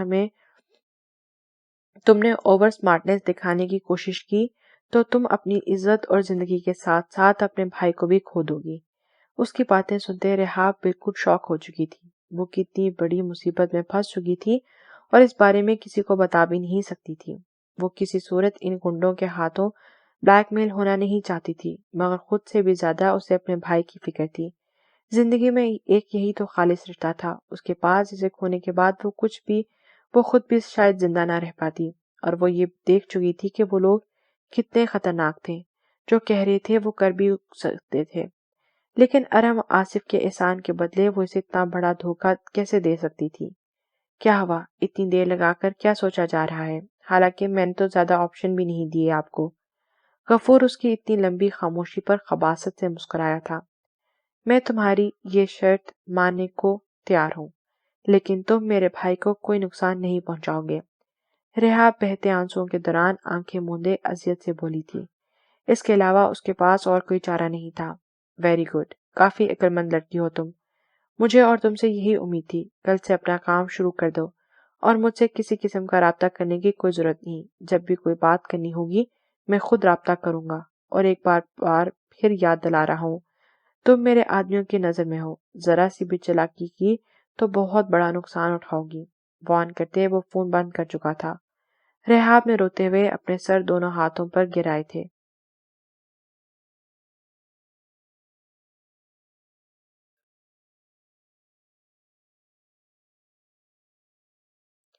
ارتضیٰ کو آج جنرل یوسف نے مشن کی مکمل بریفنگ دی تھی، اور آج ارتضیٰ نے اپنی ٹیم ممبرز کو اکٹھا کر کے ان سے میٹنگ کرنی تھی اور ہر ایک کو ان کی ڈیوٹیز بتانی تھی۔ اپنے دیے ہوئے ٹائم کے مطابق ارتضیٰ نے کانفرنس روم میں قدم رکھا۔ اسے اندر داخل ہوتا دیکھ کر وہاں موجود تمام نفوذ اپنی سیٹ سے کھڑے ہوئے تھے۔ ارتضیٰ کے تعارف کے بعد میجر جازل، کیپٹن زیمل، کیپٹن ارحم اور کیپٹن سوہا نے اپنا تعارف کروایا تھا۔ جب ارتضیٰ کی نظریں مہروش کی خالی پڑی کرسی کی طرف اٹھی تھیں، اتنے دنوں کی بے قراری کے بعد دل کو آج کہیں نہ کہیں امید تھی اسے دیکھنے کی، مگر اسے وہاں موجود نہ دیکھ کر غصے کے ساتھ ساتھ اس کی طبیعت خرابی کا سوچ کر دل مزید بے چین ہوا تھا۔ میں آئی کم ان سر؟ جیسے ہی وہ سب کی طرف متوجہ ہوا، مہروش کی مترنم آواز پر جھٹکے سے ارتضیٰ نے کرسی کا رخ دروازے کی طرف موڑا تھا۔ نو۔ مہروش کو پتا تھا آگے سے ایسے ہی کوئی آرڈر ملنے والا ہے۔ جازل تو اچھے سے واقف تھا ارتضیٰ کے کام کے دوران کی سٹرکٹنیس کو، مگر باقی سب بھی اس کے رعب اور دبدبا دیکھ کر کافی کچھ سمجھ چکے تھے۔ کیپٹن مہروش، میں اپنے کام میں 1 منٹ کی تاخیری بھی برداشت نہیں کر سکتا، اور آپ پہلے ہی دن پورے 15 منٹ لیٹ ہیں۔ میرے خیال میں آپ کو ایک بار پھر سوچ لینا چاہیے، کیونکہ میں کسی قسم کی کوئی کوتاہی برداشت نہیں کروں گا۔ ارتضیٰ اپنی کرسی سے اٹھتا دروازے پر اس کے سامنے جا کھڑا ہوا، لیکن مہروش کا غور سے جائزہ لیتے اسے حیرت کا شدید جھٹکا لگا تھا۔ وہ اسے صدیوں کی بیمار لگی تھی۔ آنکھوں کے گرد سیاہ حلقے واضح تھے، چہرے کا گلابی پن ماند پڑ چکا تھا، ہاتھ میں لگے انجیکشن پلگ سے صاف ظاہر ہو رہا تھا کہ وہ سیدھی ہاسپٹل سے یہاں آئی ہے۔ اس کی نگاہیں بالکل جھکی ہونے کی وجہ سے ارتضیٰ کو اس کی اندرونی کیفیت کا اندازہ لگانا کافی مشکل ہو رہا تھا۔ آئی ایم سوری سر، آئندہ ایسا نہیں ہوگا۔ اس کی تپش زدہ نظروں کے ارتکاز سے گھبرا کر مہروش نے نظریں جھکائے جواب دیا تھا، اوکے کم ان۔ ارتضیٰ نے جیسے ہی اس کی حالت پر ترس کھاتے اس کی جان بخشی کی تھی، جس پر مہروش کو بہت زیادہ حیرت بھی ہوئی تھی۔ ارتضیٰ واپس اپنی چیئر کی طرف بڑھ گیا تھا، جہاں سب ان دونوں کی طرف متوجہ تھے۔ زیمل نے فکر مندی سے اپنے ساتھ بیٹھی مہروش کی طرف دیکھا۔ پچھلے 1 ہفتے سے زیمل اس کے ساتھ ہی تھی، اور اس پر گزرنے والی قیامت سے بھی باخبر تھی۔ مہروش ابھی مکمل طور پر صحت یاب نہ ہوئی تھی، اس لیے زیمل نے اسے سختی سے منع کیا تھا کہ ہاسپٹل سے ڈسچارج ہونے سے، مگر مہروش نے ہمیشہ اپنی ڈیوٹی کے آگے کسی بات کی پرواہ نہیں کی تھی، تو اب کیسے کرتی؟ یہ اس کا جنون تھا، جس سے نہ پہلے وہ کبھی گھبرائی تھی اور نہ ہی آگے اسے گھبرانا تھا۔ ارتضیٰ کے مخاطب کرنے پر سب اس کی جانب متوجہ ہوئے تھے۔ اس ملک کے حالات سے تو آپ سب لوگ اچھی طرح واقف ہیں۔ آج کل کے دور میں میڈیا بالکل آزاد ہے، ہر طرح کی خبریں چند سیکنڈ میں کونے کونے تک پہنچ جاتی ہیں، مگر اس کام میں بھی مافیا انوالو ہے۔ ملک میں بہت سارے مظالم ایسے بھی ہو رہے ہیں جسے بیان کرنا میڈیا ڈرتا ہے، کیونکہ ان کے پیچھے جس شخص کا ہاتھ ہے وہ انڈر ورلڈ کا سب سے بڑا اور بیسٹ مانا جاتا ہے۔ ZSK وہ ایک ایسا نام نہاد مسلمان ہے جو صرف پاکستان کا نہیں بلکہ بہت سارے مسلم ملک کا دشمن ہے۔ ZSK بہت سارے مسلم ملک کی تباہی کے بعد اب اس کی نظر پاکستان پر ہے، جس پر وہ پچھلے 10 سال سے کام شروع کر چکا ہے، اور بہت ہی تیزی سے یہاں اپنی جڑیں مضبوط بھی کر لی ہیں۔ پچھلے 10 سال سے اس ملک میں ہونے والی تباہیوں میں 70% اس کی پھیلائی گئی ہیں۔ باقی تمام ممالک کی طرح پاکستان فورسز کے تمام ادارے، police, army, air force, navy اور یہاں تک کہ تمام خفیہ ایجنسیز بھی اس کے خلاف ثبوت اکٹھا کرنے میں اب تک ناکام رہی ہیں، جس سے اس بات کا اچھے سے اندازہ ہو جاتا ہے کہ اس تک پہنچنا کتنا مشکل ہے۔ مگر ISI نے دنیا کی تمام خفیہ ایجنسیز کو پیچھے چھوڑ کر اپنا جو نام اور مقام بنایا ہے، اب اسے ایک بار پھر ثابت کرنے کا وقت آ گیا ہے۔ اس لیے ادارے کے سربراہ نے آپ سب کی قابلیت اور بہادری کو دیکھتے ہوئے اس نہایت اہم مشن کے لیے چنا ہے۔ ارتضیٰ پروفیشنل انداز میں ان سب کو اپنے مشن کے بارے میں آگاہ کر رہا تھا۔ ZSK ایک مسلمان ہوتے ہوئے مسلم ممالک سے ہی اتنی نفرت کا کیا ریزن ہو سکتا ہے؟ ارتضیٰ کے خاموش ہونے پر جازل نے وہ سوال اٹھایا جو وہاں سب کے دماغ میں چل رہا تھا۔ 20 سال پہلے ZSK پاکستان کا ایک عام شہری تھا، اپنے خاندان کے ساتھ بہت ہی خوش و خرم زندگی گزار رہا تھا۔ اس کے 3 بھائی اور ایک بہن تھی، جن میں اس کی جان بستی تھی۔ وہ بہن بھائیوں میں سب سے بڑا تھا۔ اس کے والد مولوی اور ایک بہت ہی نیک شخصیت تھی۔ جب ایک دن مسجد میں ہونے والے کچھ فتنہ پسند لوگوں کے تنازع پر انہوں نے مسجد جیسی پاک جگہ پر ایسا کرنے سے منع کیا اور سختی سے وہاں سے نکل جانے کو کہا، جس کے جواب میں مولوی صاحب کو دھمکاتے وہ وہاں سے نکل تو گئے، مگر اپنی بے عزتی کا انتقام لینے کے لیے رات کی تاریکی میں ان کے گھر داخل ہوئے۔ ZSK کی آنکھوں کے سامنے اس کے باپ بھائیوں کو بے دردی سے مارنے کے ساتھ ساتھ اس کی بہن کی عزت چھینتے اسے بھی موت کے گھاٹ اتاریے۔ ZSK اس سب میں معجزانہ طور پر بچ گیا، مگر اس کے دل میں انسانوں اور خاص کر مسلمانوں کے لیے ایسی نفرت پیدا ہوئی جس نے اسے انسان سے درندہ بنا دیا۔ اپنا بدلہ لینے کے ساتھ ساتھ اور نہ جانے کتنے لوگوں کے گھر برباد کرنے کے باوجود بھی اس کے اندر کی آگ آج تک ختم نہیں ہو سکی، اس لیے جیسے اس کا گھر تباہ ہوا وہ پاکستان کے ہر گھر کو ایسے ہی تباہ کرنا چاہتا ہے، جس میں پاکستان کے کچھ ملک فروش لوگ بھی اس کو بھرپور سپورٹ کر رہے ہیں، ہر کام میں اس کا معاون ہے۔ اس کام میں وہ اپنی ایک بیٹی اور دونوں بیٹوں کو بھی شامل کر چکا ہے۔ ارتضیٰ نے بات کرتے ہی ایک تنفر بھری گہری سرد نگاہ مہروش پر بھی ڈالی تھی۔ اس کی طرف ہی دیکھتی مہروش نے نظریں ملنے پر فوراً نگاہیں چرائی تھیں۔ اس نے اپنے گینگ میں کافی تعداد میں فیمیلز کو بھی رکھا ہے جو کہ پراپر ٹرینڈ ہیں، ان سے وہ لوگ ہر طرح کا کام لیتے ہیں۔ زی ایس کے کی طاقت کا سب سے بڑا ریزن یہ ہے کہ اسے امریکہ، بھارت اور اسرائیل کے کچھ نام نہاد ایجنسیز سپورٹ کر رہی ہیں۔ اس کا کام نوجوان کو منشیات کا عادی بنا کر دہشت گردی میں ملوث کرنا ہے۔ ملک کے تقریباً 90,000 کے قریب نوجوانوں کو وہ اس طرح استعمال کر کے موت کے گھاٹ اتار چکا ہے، اور اس تعداد میں کمی کے بجائے دن بدن اضافہ ہی ہوتا جا رہا ہے۔ اس کے خلاف ثبوت ملنا تو دور کی بات، ابھی تک پاکستان میں اس کے ٹھکانے تک کا کسی کو علم نہیں۔ اس مشن میں اس ادارے کے 12 افراد اب تک اپنی جان قربان کر چکے ہیں، لیکن پھر بھی ناکام رہے، مگر مجھے پورا بھروسہ ہے یہ ٹیم اس مشن کے لیے چنی جانے والی آخری ٹیم ہوگی، کیونکہ ہم مٹ تو جائیں گے لیکن اپنی اسلامی جمہوریہ پاکستان میں پلتے اس ناسور کو مٹا کر مریں گے۔ ارتضیٰ نے خوش اور جذبے کے ساتھ یہ بات کرتے ہوئے کہا، اس کے ہر انداز سے ملک کی محبت واضح ہو رہی تھی۔ اس کے اتنے پر یقین انداز پر وہ سب متاثر ہوئے بغیر نہ رہ سکے تھے۔ انشاءاللہ سر، ایسا ہی ہوگا۔ سب نے بھرپور عزم اور حوصلے کے ساتھ اس کی تائید کی تھی۔ اور ایک آخری بات، یہ ایک بہت ہی زیادہ آزمائشوں بھرا سفر ہونے والا ہے۔ اس مشن میں اگر آپ میں سے کسی کے بھی قدم ڈگمگائے تو کسی بھی قسم کی وضاحت کے بغیر میں اس کا نام نشان اس صفحہ ہستی سے مٹا دوں گا۔ آخر میں ارتضیٰ کے لہجے میں سختی اور آواز میں ہلکی سی گراہٹ نمایاں تھی۔ سب کو ان کی ڈیوٹی سمجھا کر ارتضیٰ مزید کوئی بھی بات کے بغیر وہاں سے نکل گیا تھا۔ انہیں بیس بدل کر پہلے کچھ خفیہ ٹھکانوں پر بنائے گئے کلبوں میں جانا تھا، جہاں زی ایس کے آدمیوں نے بے حیائی اور فحاشی عام کر رکھی تھی۔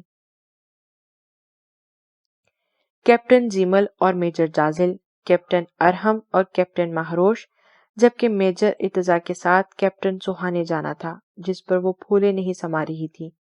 ارتضیٰ کے ساتھ جازل بھی وہاں سے نکل گیا تھا۔ ماہی، تمہاری طبیعت ٹھیک ہے نا اب؟ زیمل کو میٹنگ ختم ہوتے ہی فوراً مہروش کی فکر لاحق ہوئی تھی۔ آپ کو دیکھ کر لگتا نہیں کہ آپ فورسز کا حصہ ہیں۔ مجھے تو لگ رہا تھا دروازے پر کھڑے گر ہی نہ جائیں، اور لگتا ہے شاید سر کو بھی یہی لگا تھا، اس لیے اتنے آرام سے اندر آنے دیا۔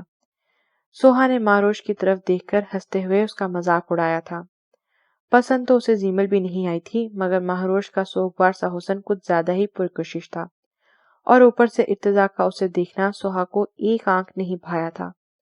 کیپٹن سوہا، شکر کریں آپ دشمنوں کی سائڈ پر نہیں بلکہ ہماری ٹیم ممبر ہیں، ورنہ اس حالت میں بھی کیپٹن مہروش کے ایک تھپڑ کے بعد آپ کا اٹھنا بہت مشکل ہو جاتا۔ زیمل نے اس کے انداز میں ہنستے ہنستے اس کو منہ توڑ جواب دیتے اچھا خاصا بے عزت کیا تھا۔ زیمل کے انداز پر جہاں ارم اور مہروش اپنی ہنسی نہ روک پائے تھے، وہیں سوہا پیر پٹکتی اٹھ گئی تھی۔ ویسے میجر ارتضیٰ سکندر کچھ زیادہ اکڑو نہیں لگ رہے، مجھے تو لگ رہا تھا آنکھوں ہی آنکھوں میں نگل جائیں گے ہمیں، ارحم نے پرمزہ انداز میں کہتے جھرجھری سی لی تھی۔ شرم کرو، سینئر ہیں وہ ہمارے۔ ارحم کی بات پر مہروش کو ایک آنکھ نہ بھائی تھی، اس لیے اسے گھورتے ہوئے ٹوکا تھا۔ ماہی، تمہیں کیوں برا لگ رہا ہے؟ ویسے تو تم نے ان کے ساتھ پہلے بھی ایک مشن کیا ہے نا؟ زیمل مشکوک ہوئی جب مہروش نے اس کے آگے ہاتھ جوڑتے جان بخشی کروائی تھی، کیونکہ اسے اس بات کی بھنک بھی پڑ جاتی تو اسے مہروش کی جان عذاب کر دینی تھی۔ میجر جازل کافی سویٹ سے لگے مجھے، سنجیدہ اور صابر۔ ارحم کے اگلے تبصرے پر زیمل نے کانوں کو ہاتھ لگایا تھا۔ استغفر اللہ ارحم، کچھ تو خدا کا خوف کرو، وہ بندہ کہاں سے تمہیں سوبر لگا ہے؟ زیمل نے اسے لتاڑا۔ ایک تو پہلے ہی اس کو میجر کے روپ میں دیکھ کر وہ شوق تھی، اوپر سے ارحم کی بات اسے مزید آگ لگا گئی تھی۔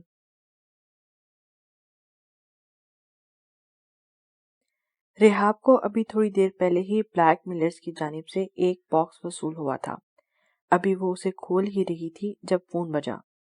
میرا تحفہ تو پہنچ ہی چکا ہوگا تم تک۔ اس باکس کو کھولو اور اس میں جو لاکٹ ہے اسے پہن لو۔ اس لاکٹ کو اپنی گردن سے جدا کرنے کے بارے میں سوچنا بھی مت۔ اس میں ایک چپ لگی ہوئی ہے جس میں تمہاری ہر بات ہم تک پہنچے گی، اس لیے کوئی بھی ہوشیاری مت کرنا، اور اگر اسے گردن سے اتارا تو ہمیں فوراً سگنل مل جائے گا، پھر تم اپنی خیر منا لینا۔ اس نے اچھا خاصا ڈرانے دھمکانے کے بعد فون بند کر دیا تھا۔ ریحاب جو ارحم کو آج سب کچھ بتانے کا ارادہ رکھتی تھی، اب اس میں بھی ناکامی ہوتے دیکھ کر مزید پریشان ہو چکی تھی۔ اس کے دل میں خوف سا اٹھ رہا تھا، اگر وہ اتنی باریکی سے اس پر نظر رکھے ہوئے تھے تو وہ کچھ ایسا ویسا کر کے انیس کو خطرے میں نہیں ڈال سکتی تھی۔ ارحم کو تو وہ پہلے ہی ملنے کے لیے کال کر چکی تھی۔ اپنا پرس اٹھاتی ہاسٹل سے نکل آئی تھی۔ وہ دراصل مجھے آپ کا شکریہ ادا کرنا تھا، اس دن جس طرح آپ نے خود کو خطرے میں ڈال کر مجھے بچایا، وہ واقعی بہت قابل تحسین تھا۔ ریحاب کی بات پر ارحم نے آنکھیں پھاڑ کر اس کی طرف دیکھا تھا۔ وہ دونوں ریسٹورانٹ میں آمنے سامنے بیٹھے تھے۔ ریحاب ڈارک بلو سوٹ میں بالوں کو کھلا چھوڑ رکھا تھا۔ وہ کچھ گھبرائی سی ارحم کو اپنی طرف متوجہ ہونے پر مجبور کر رہی تھی۔ کیا ہوا؟ آپ ایسے کیوں دیکھ رہے ہیں؟ دل میں چور ہونے کی وجہ سے ریحاب کو اس طرح دیکھنے سے گھبراہٹ ہوئی تھی۔ مجھے یقین نہیں آ رہا آپ اتنے مہذب انداز میں بھی بات کر سکتی ہیں۔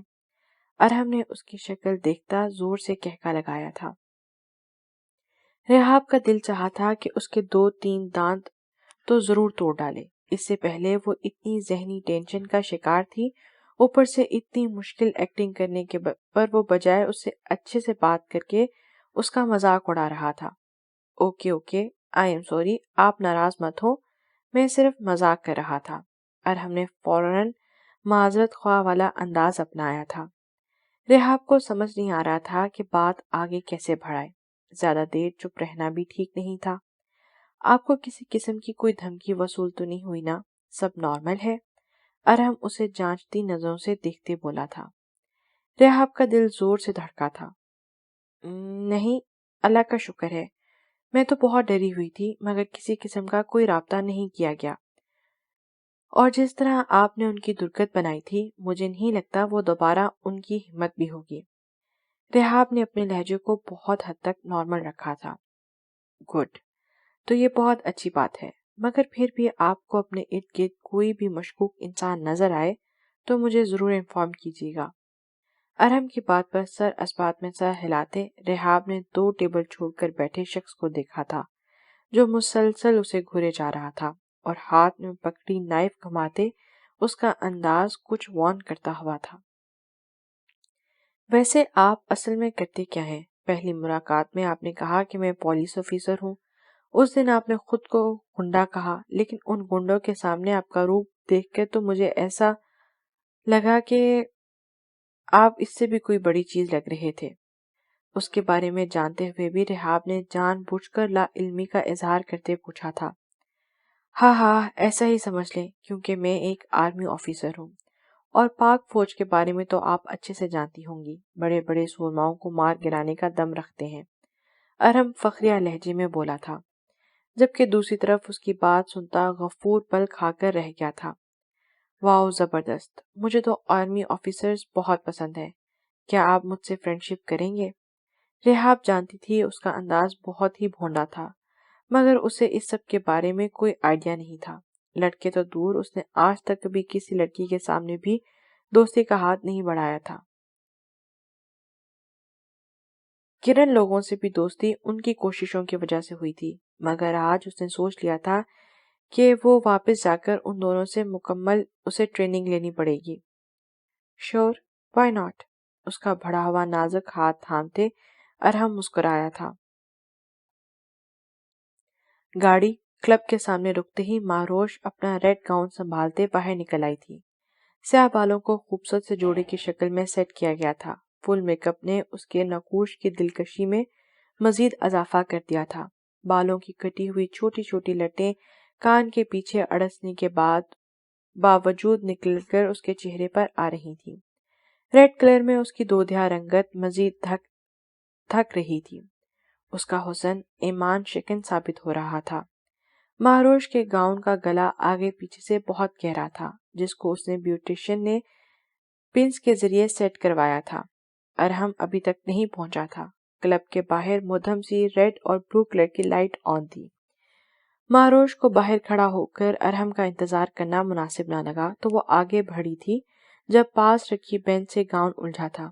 گاؤن تو مہروش نے نکال لیا تھا، مگر جھٹکا لگنے سے اس کی پنس کھل گئی تھی اور دونوں طرف سے اس کا گہرا گلا واضح ہو رہا تھا۔ اس کے پاس دوپٹے کے نام پر ایک چھوٹا سا مفلر تھا جو گلے کو کور کرنے کے لیے ناکافی تھا۔ آس پاس سے گزرتے مردوں کی ہوس بھری نظروں کو مہروش نے بہت مشکل سے برداشت کیا تھا، ورنہ دل تو چاہا تھا کہ ان کی آنکھیں نوچ لے۔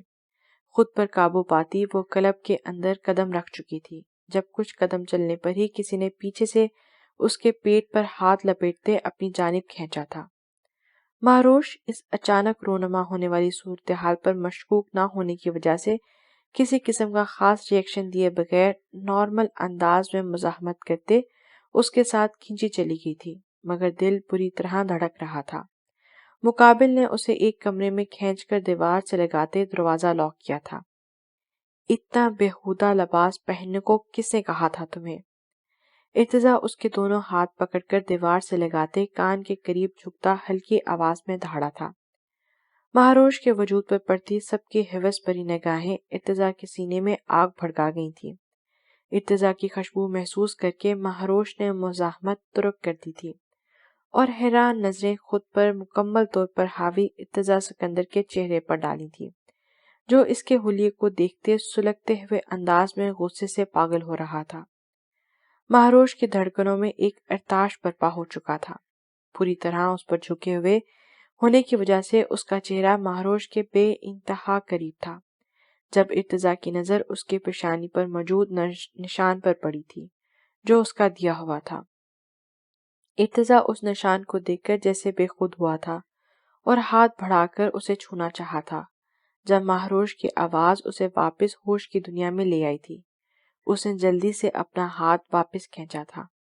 یہاں انٹر ہونے کے لیے ایسا ہی لباس مناسب تھا۔ ارتضیٰ کو مہروش کا انداز کافی بدلا بدلا سا لگا تھا، جیسے وہ اس سے دور ہونا چاہتی ہو، گریز کرنا چاہتی ہو۔ یہ لباس مناسب لگا تمہیں؟ امیزنگ۔ ارتضیٰ کے دیکھنے کے انداز اور جس حلیے میں مہروش اس کے سامنے کھڑی تھی، اس کا دل چاہ رہا تھا کہ وہ شرم سے ڈوب مرے۔ ارتضیٰ اس کا سرخ پڑتا چہرہ دیکھ کر اس کی اندرونی کیفیت کا اندازہ اچھے سے لگا سکتا تھا۔ سر، مجھے اندر جانا ہے، کیپٹن ارحم میرا ویٹ کر رہے ہوں گے۔ مہروش بری طرح نروس ہو رہی تھی، لیکن اس حلیے میں واقعی اندر جانا بالکل مناسب نہیں تھا، مگر اتنا اہم کام چھوڑ کر وہ یہاں سے واپس نہیں پلٹ سکتی تھی۔ ابھی اس کشمکش میں الجھی ہوئی تھی جب ارتضیٰ نے اپنا بلیک کوٹ اتار کر اس کی طرف بڑھایا تھا۔ اسے پہن لو اور آئندہ پہلے خود کو کمفرٹیبل کرنا، پھر کسی مشن کے لیے نکلنا۔ مہروش نے جھجکتے ہوئے اس کا کوٹ پکڑے پہنا تھا، جو باقی سب کچھ تو کور کر گیا تھا، مگر آگے سے گلا ابھی بھی واضح ہو رہا تھا، جسے دیکھ کر ارتضیٰ کا پارا مزید چڑھ گیا تھا۔ مہروش نے فوراً رخ موڑتے پنز لگا کر اسے سیٹ کرنا چاہا تھا، مگر ارتضیٰ کی وجہ سے پزل ہوتے اس کے ہاتھ بری طرح کپ کپا رہے تھے اور پنز لگ ہی نہیں رہی تھی۔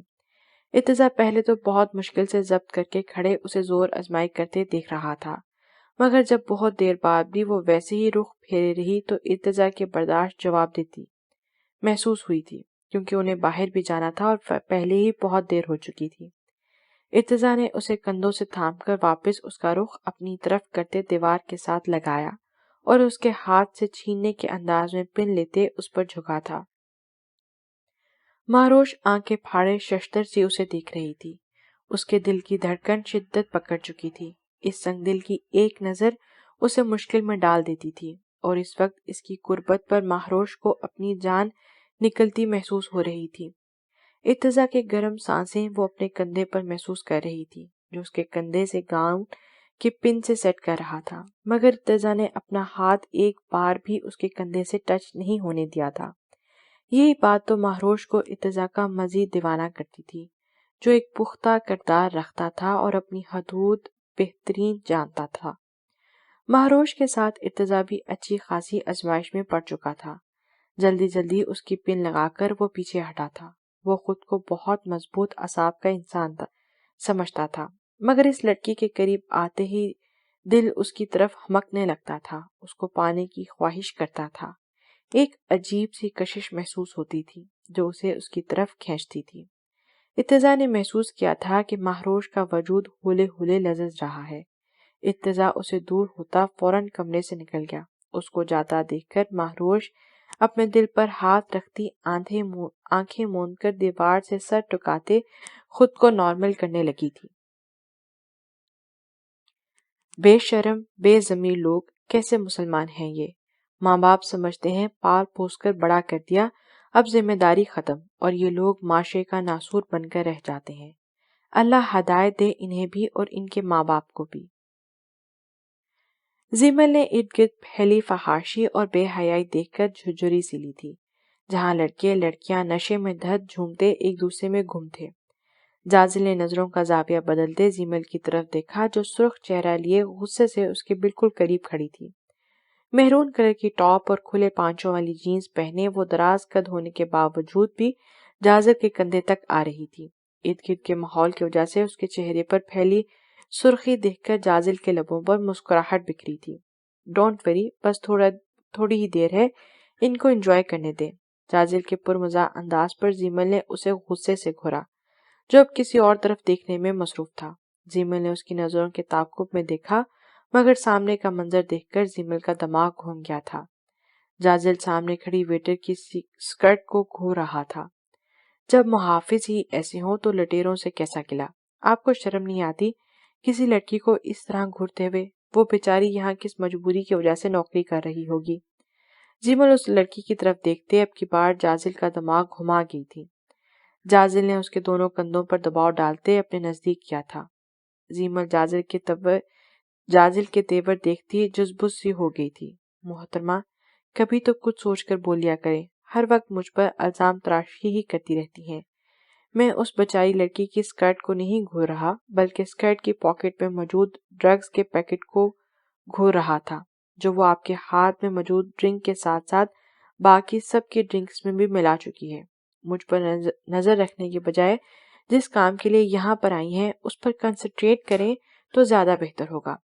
جازل کو بہت کم ہی غصہ آتا تھا، مگر اس وقت وہ اپنے پروفیشن پر کی گئی بات اس سے اچھا خاصا تپا گئی تھی۔ جازل کی بات پر زیمل نے غور کیا تو ویٹر بھی اسے مشکوک لگی تھی، مگر جس طرح وہ ایکٹ کری تھی اس کا نظروں میں اتنا آسان نہیں تھا۔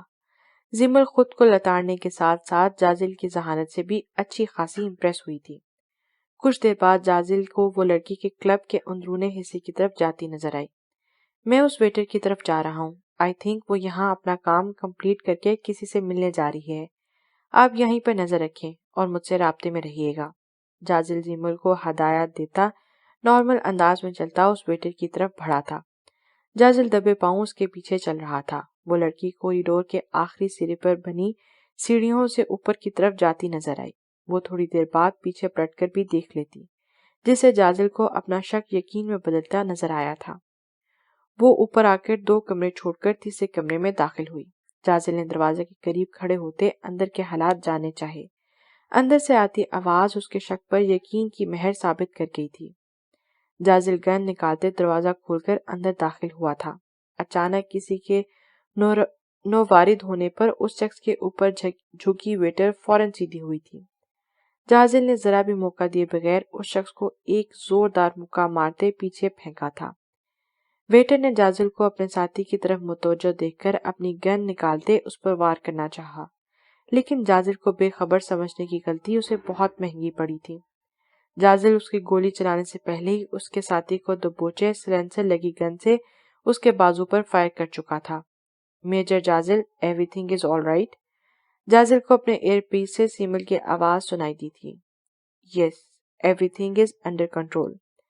جازل کا جواب سن کر مطمئن ہوتے زیمل جیسے ہی آگے بڑھی جب عجلت میں سامنے سے آتے شخص سے وہ بری طرح ٹکرا گئی تھی۔ اوہ، آئی ایم سوری۔ زیمل کی بات کا سر کے اشارے سے جواب دیتے وہ کلب کی ایگزٹ کی طرف بڑھا تھا۔ زیمل کی چھٹی حص کو کچھ گڑبڑ ہونے کا احساس ہوا تھا، جس پر 1 سیکنڈ کی دیر کیے بغیر وہ اس کے پیچھے بھاگی تھی۔ وہ بھاگتے ہوئے کلب سے باہر نکل آئے تھے۔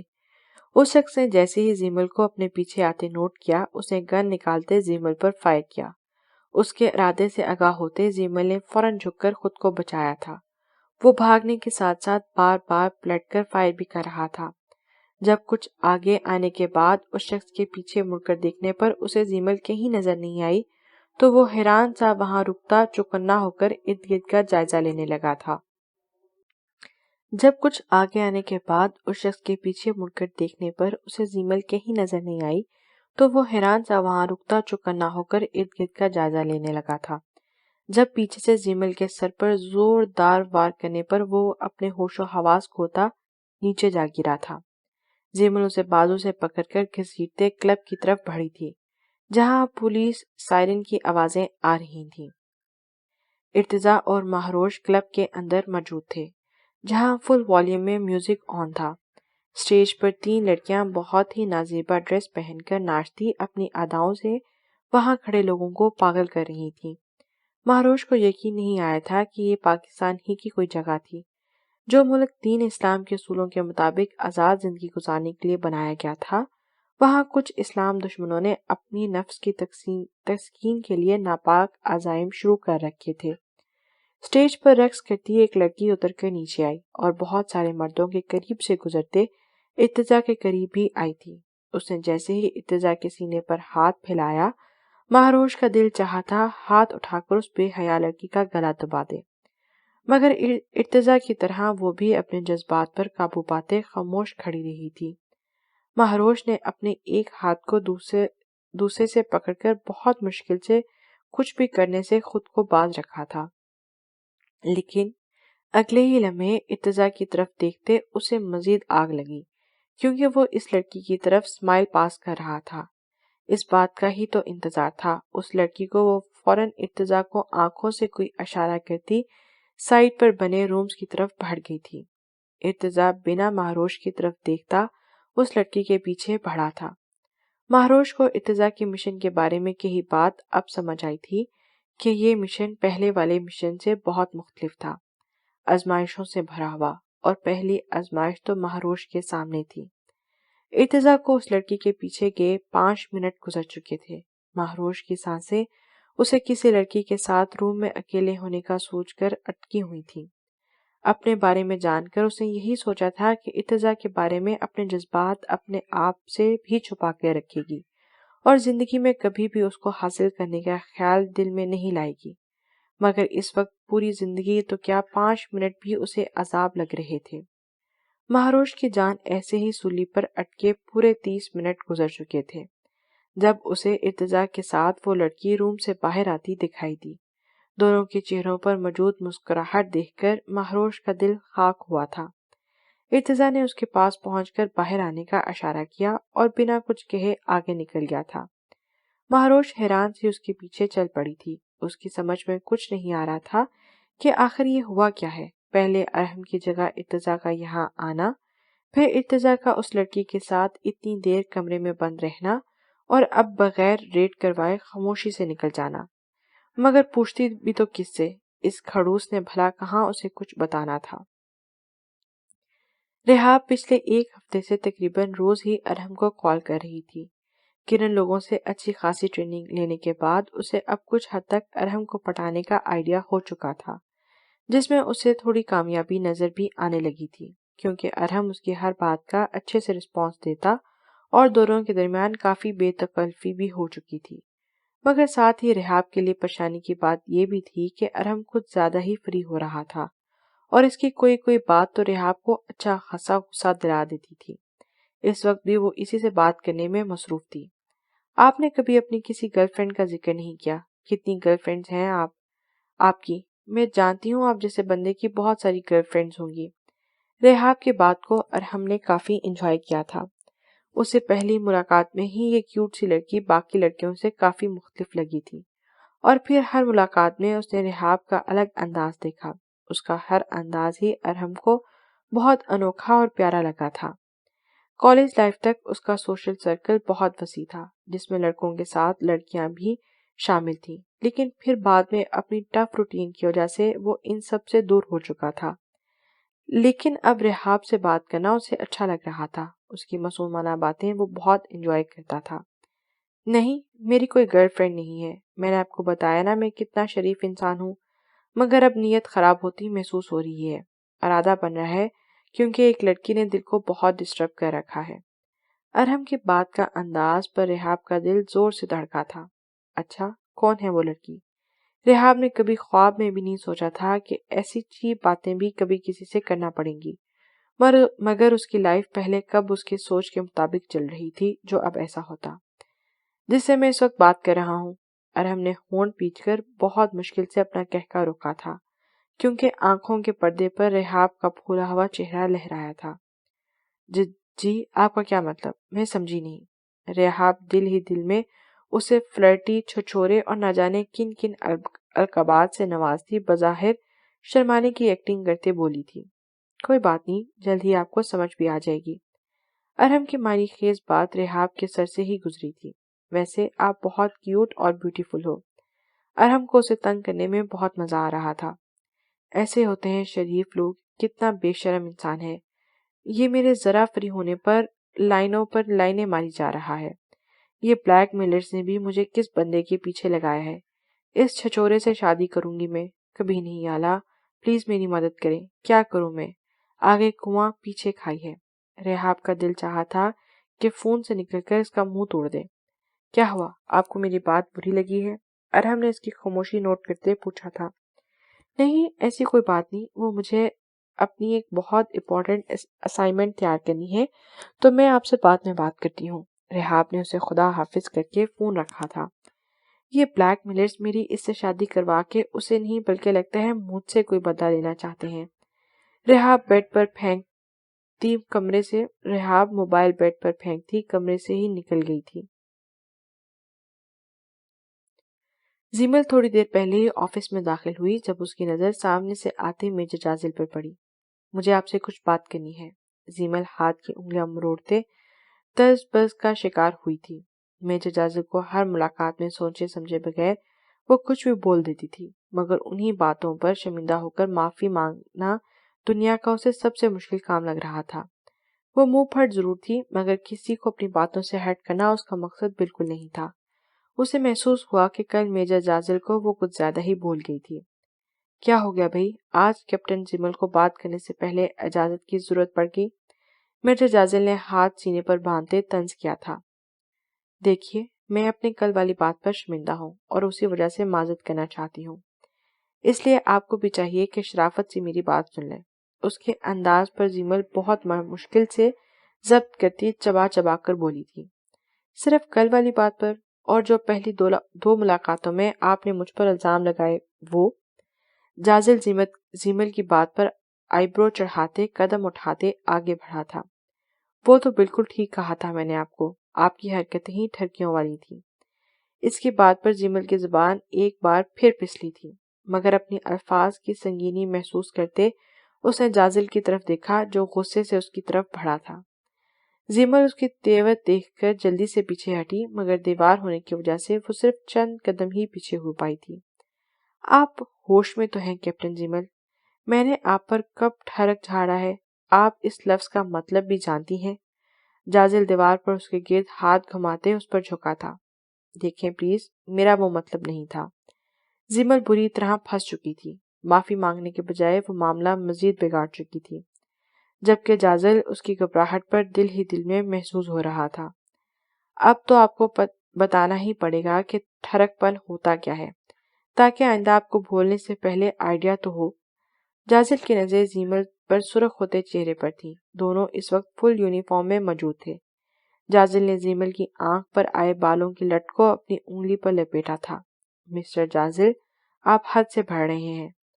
جازل کی حرکت پر زیمل نے غصے اور گھبراہٹ سے لال ہوتے باز رکھنا اسے چاہا تھا اور ہاتھ بڑھا کر اس کی گرفت سے اپنے بال چھڑوانے چاہے، مگر جازل نے اس کی ہاتھ کو گرفت میں لیتے اس کے ہونٹوں پر رکھتے کچھ بھی بولنے سے باز رکھا تھا۔ زیمل کوشش کے باوجود بھی اپنا ہاتھ آزاد نہ کر کر پائی تھی اور خونخوار نظروں سے اسے گھورا تھا۔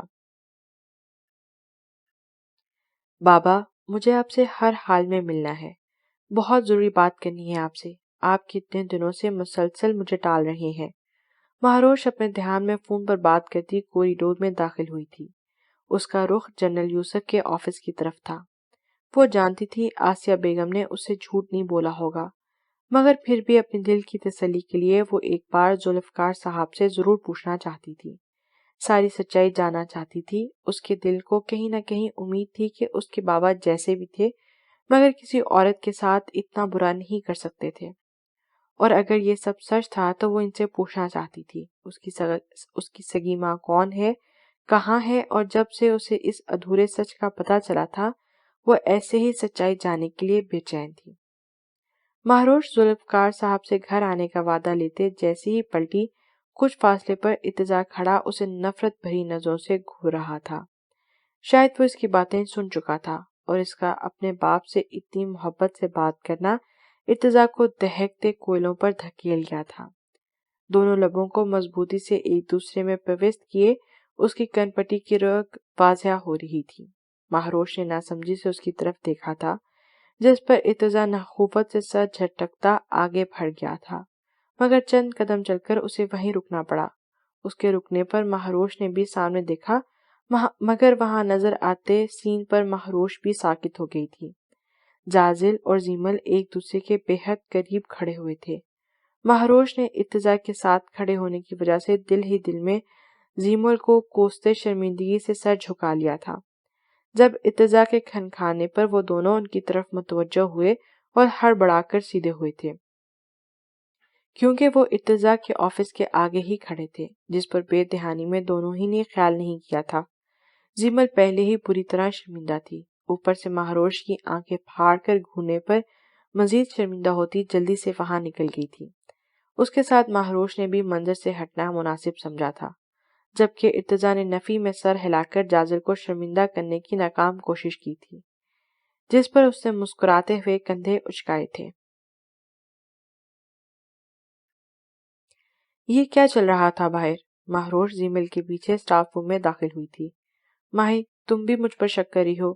زیمل نے پانی کا گلاس ہونٹوں سے لگایا۔ میں نے جو پوچھا ہے پہلے اس کا جواب دو۔ مہروش اسے ایک کے بعد پانی کا دوسرا گلاس چڑھاتے اس کے ہاتھ سے گلاس چھینتے ہوئے بولی۔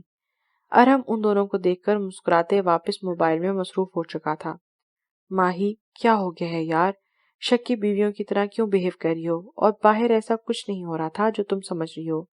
وہ میجر جازل ایک نمبر کا چھچورا انسان ہے اور میرا دماغ خراب ہو گیا تھا جو اس سے بات کرنے چلے گی۔ پتہ نہیں سر ارتضیٰ میرے بارے میں کیا سوچ رہے ہوں گے۔ زیمل کو جازل پر اچھی خاصی تب چڑھی ہوئی تھی جو دوسری بار اسے ارتضیٰ کے سامنے شرمندہ کروا چکا تھا۔ وہی سوچ رہے ہوں گے جو اس وقت میں سوچ رہی ہوں۔ مہروش ابھی بھی مطمئن نہیں ہوئی تھی۔ یار، ایسا کیا ہو گیا باہر جو تم لوگ ایسے پنجے جھاڑ کر ایک دوسرے کے پیچھے پڑ گئی ہو؟ ارحم ویسے ہی موبائل میں مصروف ان سے پوچھا تھا، جس پر وہ دونوں ایک دوسرے کو دیکھتی ارحم کی طرف متوجہ ہوئی۔ کچھ دنوں سے وہ نوٹ کر رہی تھیں کہ ارحم کچھ زیادہ ہی موبائل پہ مصروف رہنے لگ گیا تھا۔ ہماری چھوڑو، تم کس کے ساتھ بزی ہو؟ مہروش اس کے پیچھے سے جا کر موبائل چھینتے بولی تھی۔ مہروش، یہ کیا حرکت ہے؟ میرا موبائل واپس کرو۔ ارحم فوراً اٹھتے مہروش کی طرف لپکا تھا۔ ماہی، جلدی دیکھو یہ آس پاس سے بیگانہ ہو کر کس سے بات کر رہا ہے؟ ہمارے کیپٹن۔ ارحم، ہم بھی تو دیکھیں ذرا۔ زیمل نے ہنستے ہوئے درمیان میں آتے اسے وہیں روک دیا تھا۔ واو، یہ ڈی پی والی لڑکی تو بہت کیوٹ ہے، رحاب نام تو اس سے بھی زیادہ پیارا ہے۔ مہروش جلدی جلدی موبائل کھنگالتے بولی تھی۔ مہروش، یہ بہت غلط بات ہے، موبائل واپس کرو مجھے۔ ارحم زیمل کو سائڈ پہ کرتا مہروش کی طرف آیا تھا۔ مہروش سر نفی میں ہلاتے پیچھے کی طرف بڑھی تھی اور اندر داخل ہوتے ارتضیٰ کو نہ دیکھتے ہوئے اس کے چوڑے سینے سے جا ٹکرائی۔ اس کے سینے سے شرٹ دبوچ کر خود کو گرنے سے بچایا تھا، کیونکہ ارتضیٰ نے اسے تھامنے کی کوشش بالکل نہیں کی تھی۔ ارتضیٰ کو وہاں دیکھ کر زیمل اور ارحم فوراً ہاتھ پیچھے باندھ کر سر جھکا گئے تھے، جبکہ مہروش فوراً ارتضیٰ سے دور ہوئی تھی۔ کیپٹن مہروش، اگر آپ نے دل کھول کر اچھے سے انجوائے کر لیا ہے تو تھوڑا سا ٹائم کیس پر بھی لگا لیں۔ اس طرح کا نان سیریس بیہیویئر میں بالکل برداشت نہیں کروں گا۔ مہروش پر اسے پہلے ہی شدید غصہ آیا ہوا تھا اور اب بھی ارحم کے ساتھ اسے کھلکھلاتا دیکھ کر مزید بڑھ گیا تھا۔ کیپٹن ارحم، ابھی اور اسی وقت آپ میرے آفس آئیں۔ ارتضیٰ کے سرد انداز پر ارحم کو بھی اپنی شامت آتی نظر آئی تھی۔ ارتضیٰ کے جانے کے بعد ان دونوں نے مہروش کا اترا ہوا چہرہ دیکھا۔ کچھ دیر پہلے جو شرارت سے چمک رہا تھا اس وقت مرجھا چکا تھا۔ یس سر، آپ نے مجھے بلایا؟ چند ہی منٹ بعد ارتضیٰ کے آفس میں اس کے سامنے موجود تھا۔ جب ارتضیٰ نے کچھ لمحے اسے جانچتی نظروں سے دیکھتے دروازے سے ایک لفافہ اور فائل اٹھا کر ٹیبل پر ارحم کے سامنے رکھی تھی اور آنکھوں کے اشارے سے ارحم کو انہیں کھولنے کے لیے کہا تھا، ارحم نے جیسے ہی لفافہ کھولا اس میں ارحم کی رحاب کے ساتھ بنائی گئی بہت ساری تصویریں تھیں۔ رحاب کے ساتھ کھڑے گنڈوں کو مارتے اور ریسٹورینٹ میں آمنے سامنے بیٹھے، اور ساتھ بڑی فائل میں رحاب کی ساری ڈیٹیلز تھیں۔ میں اس سب کے بارے میں کچھ نہیں پوچھنا چاہتا کیونکہ مجھے ایک ایک بات کے بارے میں علم ہے۔ صرف اتنا بتائیں، کیا آپ اس لڑکی کے ساتھ سیریس ہیں یا یہ صرف اپنی مقصد کی خاطر کر رہے ہیں؟ اگر ایسا ہے تو کوئی اور راستہ اختیار کر لیں، کیونکہ آپ اچھے سے جانتے ہیں اپنے مقصد کے لیے کسی کے بھی جذبات سے کھیلنا ہم لوگوں کو شیوا بالکل نہیں۔ ارحم نے فوراً ارتضیٰ کی طرف دیکھا، مگر اس کا بے تاثر چہرہ دیکھ کر سر جھکا گیا تھا۔ سر، ایسا نہیں ہے۔ ارحم کو سمجھ نہیں آیا تھا کہ وہ کیا کہے۔ آپ کو آگے چل کر اس لڑکی سے نکاح بھی کرنا پڑ سکتا ہے۔ ارتضیٰ نے کھوجتی نظریں اس پر گھاڑی تھیں۔ جب ارحم نے ارتضیٰ کو بخشنے کے موڈ میں نہ دیکھ کر گہری سانسیں ہوا میں خارج کی تھیں۔ سر، آئی ایم 100% شور، میں خود کو ہر طرح کے حالات کے لیے تیار کر چکا ہوں اور اس لڑکی کی عزت اور حفاظت کی ذمہ داری اب میری ہے۔ ارحم کے مضبوط لہجے پر ارتضیٰ مطمئن ہوتے اسے وہاں سے جانے کا اشارہ کیا تھا۔ ارحم کے نکلتے ہی جازل اندر داخل ہوا تھا۔ میجر ارتضیٰ، آپ نے ہمیشہ غلط ٹائم پر انٹری مارنے کی قسم کھا رکھی ہے۔ ہائے کاش میں بھی کبھی آپ کی ایسی کوئی حرکت پکڑ پاتا۔ جازل کی بات پر ارتضیٰ نے اسے گھورا تھا۔ شرم تو بالکل نہیں آتی آپ کو ایسی حرکتیں کرتے ہوئے۔ اچانک ہو کیا گیا ہے تمہیں؟ سب ٹھیک تو ہے نا؟ اگر دوبارہ کیپٹن سیمل کے ارد گرد ایسی حرکتیں کرتے نظر آئے نا تو مجھ سے برا کوئی نہیں ہوگا۔ ارتضیٰ کے انداز پر جازل نے کہکا لگایا تھا۔ یار، ایسی کوئی بات نہیں جو تم سمجھ رہے ہو۔ ویسے کیپٹن زیمل ہے بڑے مزے کی، جب بھی سامنے آتی ہے اسے تنگ کرنے کا بہت دل کرتا ہے۔ جازل کو آج زیمل کا گھبرانا بہت مزہ دے گیا تھا۔ چاروں اور رات کی سیاہی پھیلی ہوئی تھی۔ وہ تیز تیز قدم اٹھاتے آگے کی طرف بڑھی تھی۔ بلیک کلر کی ہوڈ والی جیکٹ پہنے وہ رات کا ہی ایک حصہ لگ رہی تھی جس نے اس کے سر کے ساتھ آدھے چہرے کو بھی کور کر رکھا تھا۔ آفس کی مین بلڈنگ کے پاس پہنچتے اس نے گہری نظروں سے سیکیورٹی کو جائزہ لیا۔ مین انٹرنس پر 2 سیکیورٹی گارڈز بیٹھے نظر آئے۔ اس نے وہیں کھڑے کھڑے انہیں بے ہوش کر کے اپنی گن نکالی تھی۔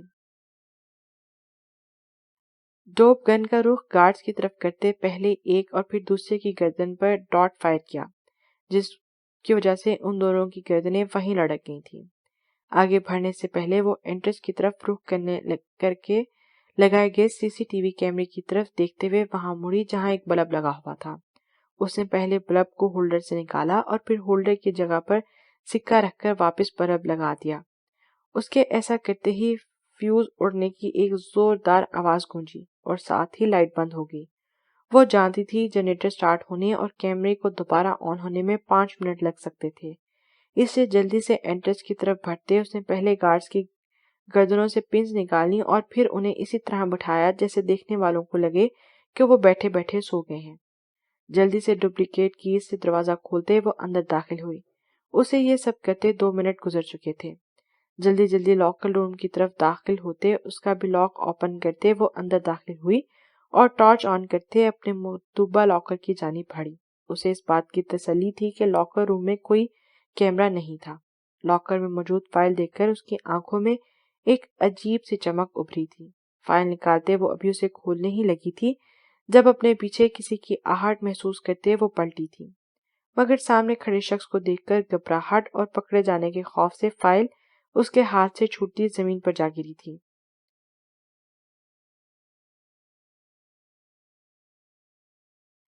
واو، امیزنگ مس رحاب، مجھے یاد کری ہیں، یہ معجزہ کیسے ہو گیا؟ ارحم رحاب کی بات پر مسکرایا تھا، جس نے اس کے بار بار پوچھنے پر تنگ آتے بول دیا تھا کہ وہ اسے بہت مس کر رہی ہے۔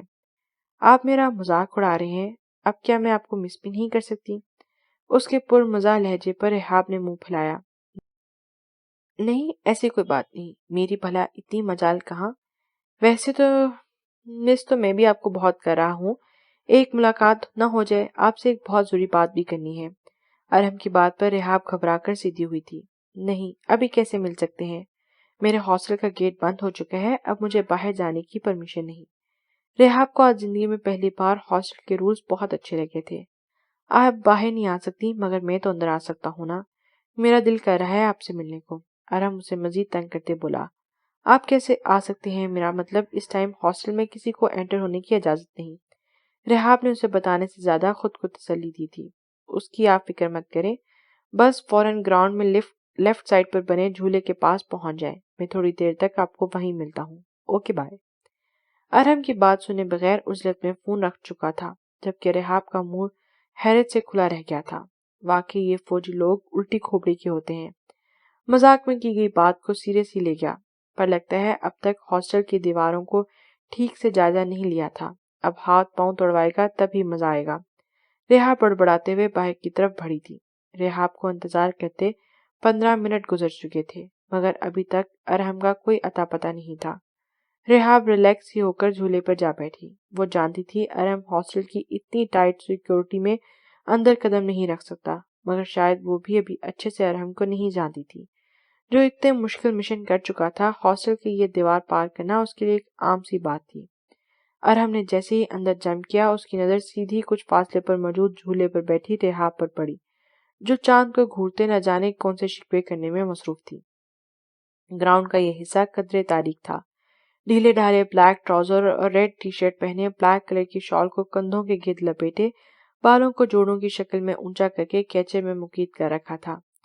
رف سے حلیے میں بھی وہ بھی ارحم کو دل دہلا دینے والی حد تک پیاری لگ رہی تھی۔ ارحم کچھ دیر کھڑا اس کے حسین مکھڑے کو دیکھتا رہا، پھر قدم اٹھاتا اس کے پاس جھولے پر آ بیٹھا۔ رحاب اپنے خیالوں میں اتنی گم تھی کہ اچانک ارحم کے سامنے بیٹھنے پر ڈر کے مارے اس کی چیخ نکل گئی، جسے فوراً اس کے منہ پر ہاتھ رکھ کر ارحم دبا گیا تھا۔ رحاب حیرت سے آنکھیں پھاڑے اپنے بالکل ساتھ جڑ کر بیٹھے ارحم کو دیکھ رہی تھی۔ جھولے پر وہ دو لوگ آرام سے بیٹھ جاتے تھے، مگر ارحم کے چوڑے وجود کی وجہ سے رحاب بالکل پیچھے پھنس چکی تھی۔ اوپر سے جس طرح ارحم اس کے منہ پر ہاتھ رکھے جھکا ہوا تھا، اس بات پر رحاب کی جان مزید نکلتی جا رہی تھی۔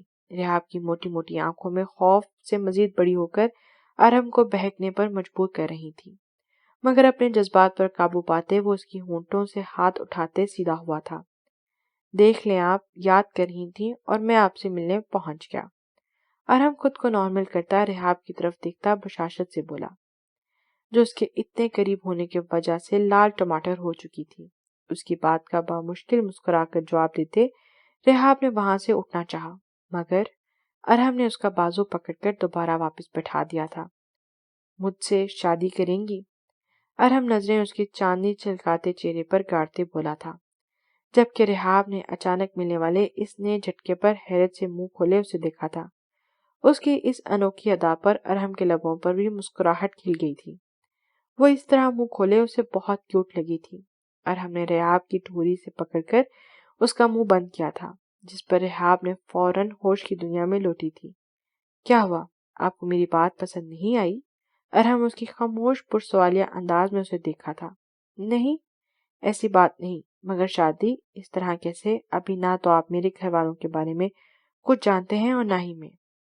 اس بات کی فکر مت کریں، میں آپ کی فیملی کے بارے میں سب جانتا ہوں، اور جہاں تک میری فیملی کی بات ہے تو بہت جلد آپ کو ان سے ملوا دوں گا۔ میری فیملی ویسے بھی کوئی لمبی چوڑی نہیں، ایک ڈیشنگ سے بابا ہیں اور ایک سویٹ سی ماما، اور میں ان کو آپ کے بارے میں سب بتا چکا ہوں۔ وہ تو بے صبری سے آپ سے ملنے کا انتظار کر رہے ہیں۔ کیا ابھی آپ کو کوئی اعتراض ہے؟ اور ہم نے گہری نظروں سے رحاب کے چہرے کو اتار چڑھاؤ کا جائزہ لیا تھا۔ نہیں، ایسی بات نہیں ہے۔ رحاب نے بے چینی سے انگلیاں چٹکائی تھیں۔ ڈونٹ وری بیوٹیفل گرل، آپ آرام سکون سے سوچ کر جواب دیں، کسی قسم کا کوئی پریشر نہیں۔ وہ اچھے سے رحاب کی کیفیت سمجھ رہا تھا، اس لیے اسے مزید تنگ کرنا ترک کرتے وہ وہاں سے اٹھنے کا فیصلہ کر چکا تھا۔ اس کی بات پر رحاب نے ایک نظر ارہم کے وجہ چہرے پر ڈالی۔ Good night. اس کے دیکھنے پر ارہم ہولے سے ہاتھ بڑھا کر اس کے گال کی نرماہٹ کو محسوس کرتا وہاں سے نکل گیا تھا، جبکہ رحاب ساکت سی کتنی ہی دیر ایک پوزیشن میں بیٹھی رہی تھی۔ ارہم کی باتیں اور انداز اس کا دل کسی اور ہی لے پر دھڑکا گیا تھا۔ وہ اس وقت بھی خود بھی اپنی کیفیت سمجھنے سے قاصر بوجھل دل کے ساتھ روم کی طرف بڑھ گئی تھی۔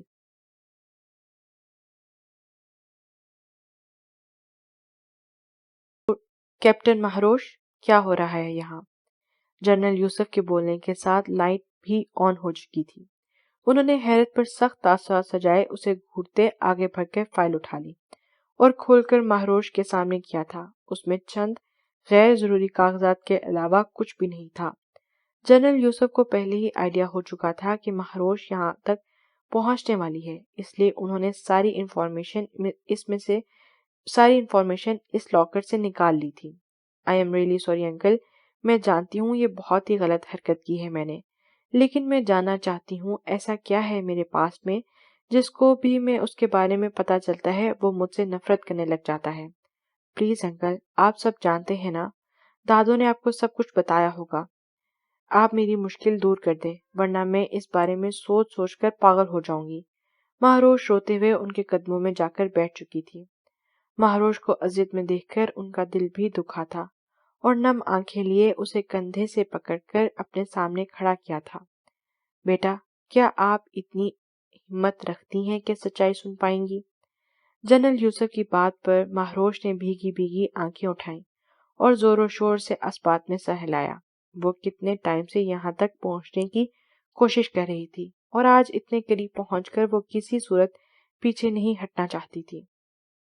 خالہ جان نے مجھے منع کیا تھا آپ کو کچھ بھی بتانے سے، وہ آپ کو ٹوٹتا ہوا نہیں دیکھ سکتی تھی، اور سچائی جاننے کے بعد آپ کی جان کو خطرہ بھی ہو سکتا ہے۔ مہروش نے ناسمجھی سے ان کی طرف دیکھا۔ ایسا کیا تھا اس کے پاس میں اور کس سے خطرہ ہو سکتا تھا اسے؟ لیکن اب تو میں اپنی حفاظت کرنا جانتی ہوں نا، میں پہلے کی طرح کمزور نہیں رہی، اب مجھے آپ سب کچھ بتا سکتے ہیں۔ مہروش آج ہر حال میں سچائی جاننا چاہتی تھی۔ اوکے، میں وعدہ کرتا ہوں آپ کو ایک ایک بات بتاؤں گا، مگر اس کے لیے آپ کو تھوڑا سا اور انتظار کرنا ہوگا۔ جہاں اتنا انتظار کیا ہے 7 دن اور کر لیں، پھر آپ کے ایک ایک سوال کا جواب دوں گا۔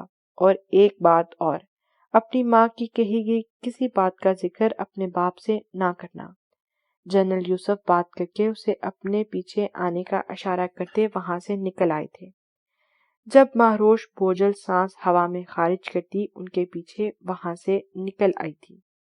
آج کی قسط یہیں پر تمام ہوئی۔ امید ہے آپ کو آج کی قسط اچھی لگی ہوگی۔ اگلی قسط کی نوٹیفیکیشن جاننے کے لیے ہمارے چینل کو سبسکرائب کریں تاکہ آپ کو ٹائم پہ ہمارے نیکسٹ ایپیسوڈ کی نوٹیفیکیشن مل جائے۔